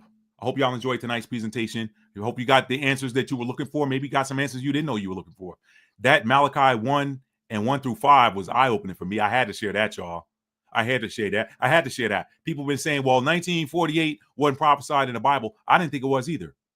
But the thing was, they tied it to the wrong thing. They tried to tie it to end times prophecy. That wasn't end times prophecy of the caliber of the ancient Israelites being called back from where they were scattered around the planet and put back into the land that was given to their fathers. That wasn't that. That's what's on deck. That's what's up next. You know how you turn some program about to go off on TV and then you see up next, the return of the biblical children of Israel to the land that was given to their fathers and stolen from them and taken over by Esau, pursuant to Genesis, the book of Genesis, where he said, hey, where the blessing that Esau got from Isaac, which is now expired, ain't nobody going to defeat America. Ain't nobody going to defeat Israel. Why? Because first of all, they're one and the same. And secondly, the Most High told you that one's mine. That one's mine. He said that one's mine. That's why nobody else is going to defeat him. I know I made that as a riddle, y'all. I know I made that like a riddle, but he said that one is mine. Right here he says it. We are impoverished, but we will return and build the desolate places. Thus saith the Lord of hosts, they shall build, but I will throw them down. It ain't going to be Iran. It ain't going to be none of them other Middle Eastern nations. They can't stand up to the power of Esau. They can't stand up to Esau. They can't. They're too powerful. But that had to be. Because why? That was the blessing that was given to Esau.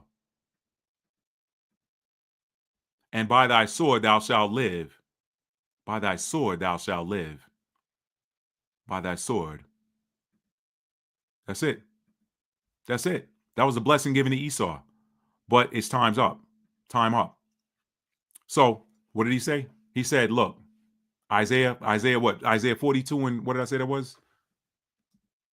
I'm wrapping up, y'all. I'm trying not to go, and I need to. I'm trying not to go, and I need to. Where is it? I just had it on here. Isaiah 42. Let me see. Hang on.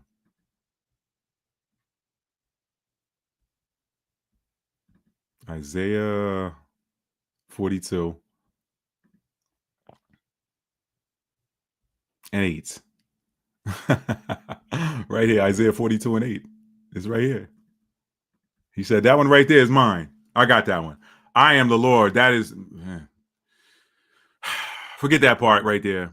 I am the Most High, and my glory I will not give to another, neither my praise to graven images. My glory will I not give to another. He can't let somebody else get that win.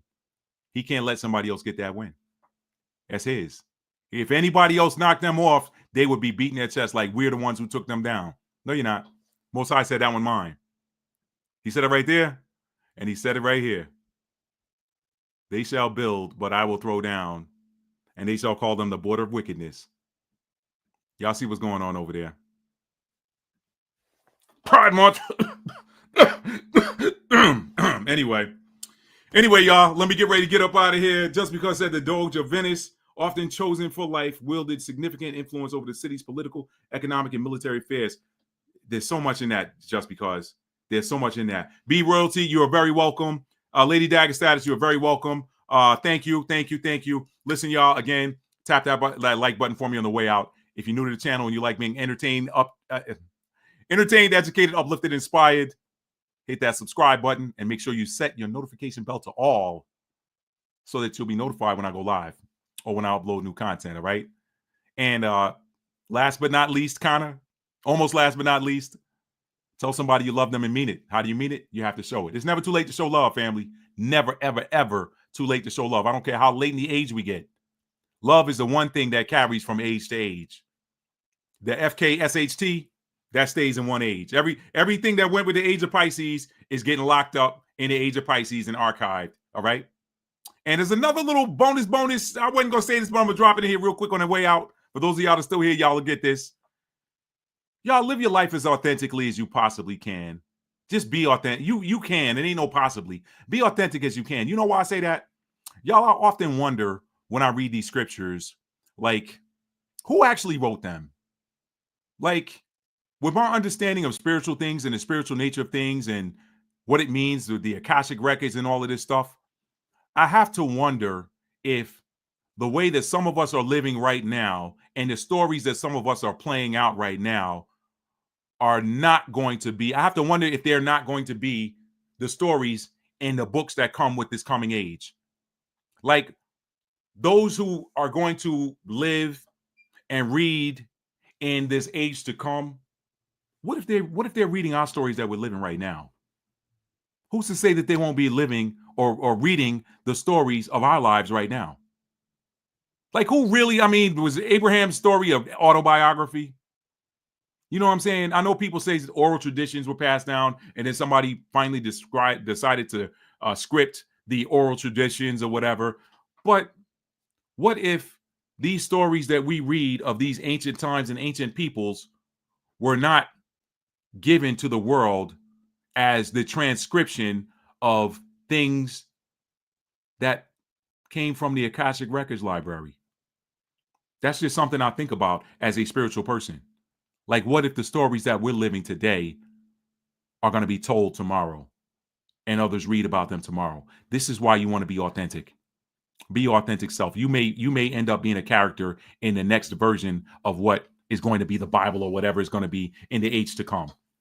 Who's to know? It may not even be a Bible, because we're entering the age of knowing, not the age of believing. So it's just, hey, if you want knowledge, then let's read about what happened to B Royalty or Just Because or Matt or Ali Rue or Lady Dagger Status or JoJo Mac or Torah Girl or whoever you are watching this presentation. Be authentic, y'all. Authenticity is the only way to fulfill your destiny. You will never reach your destiny if you're not being authentic. And authenticity begins with truth to thyself. Be true to thyself. All right. That's all I got, family. I love you guys. Thank you for showing up tonight. And until the next time, y'all be well. Peace, family.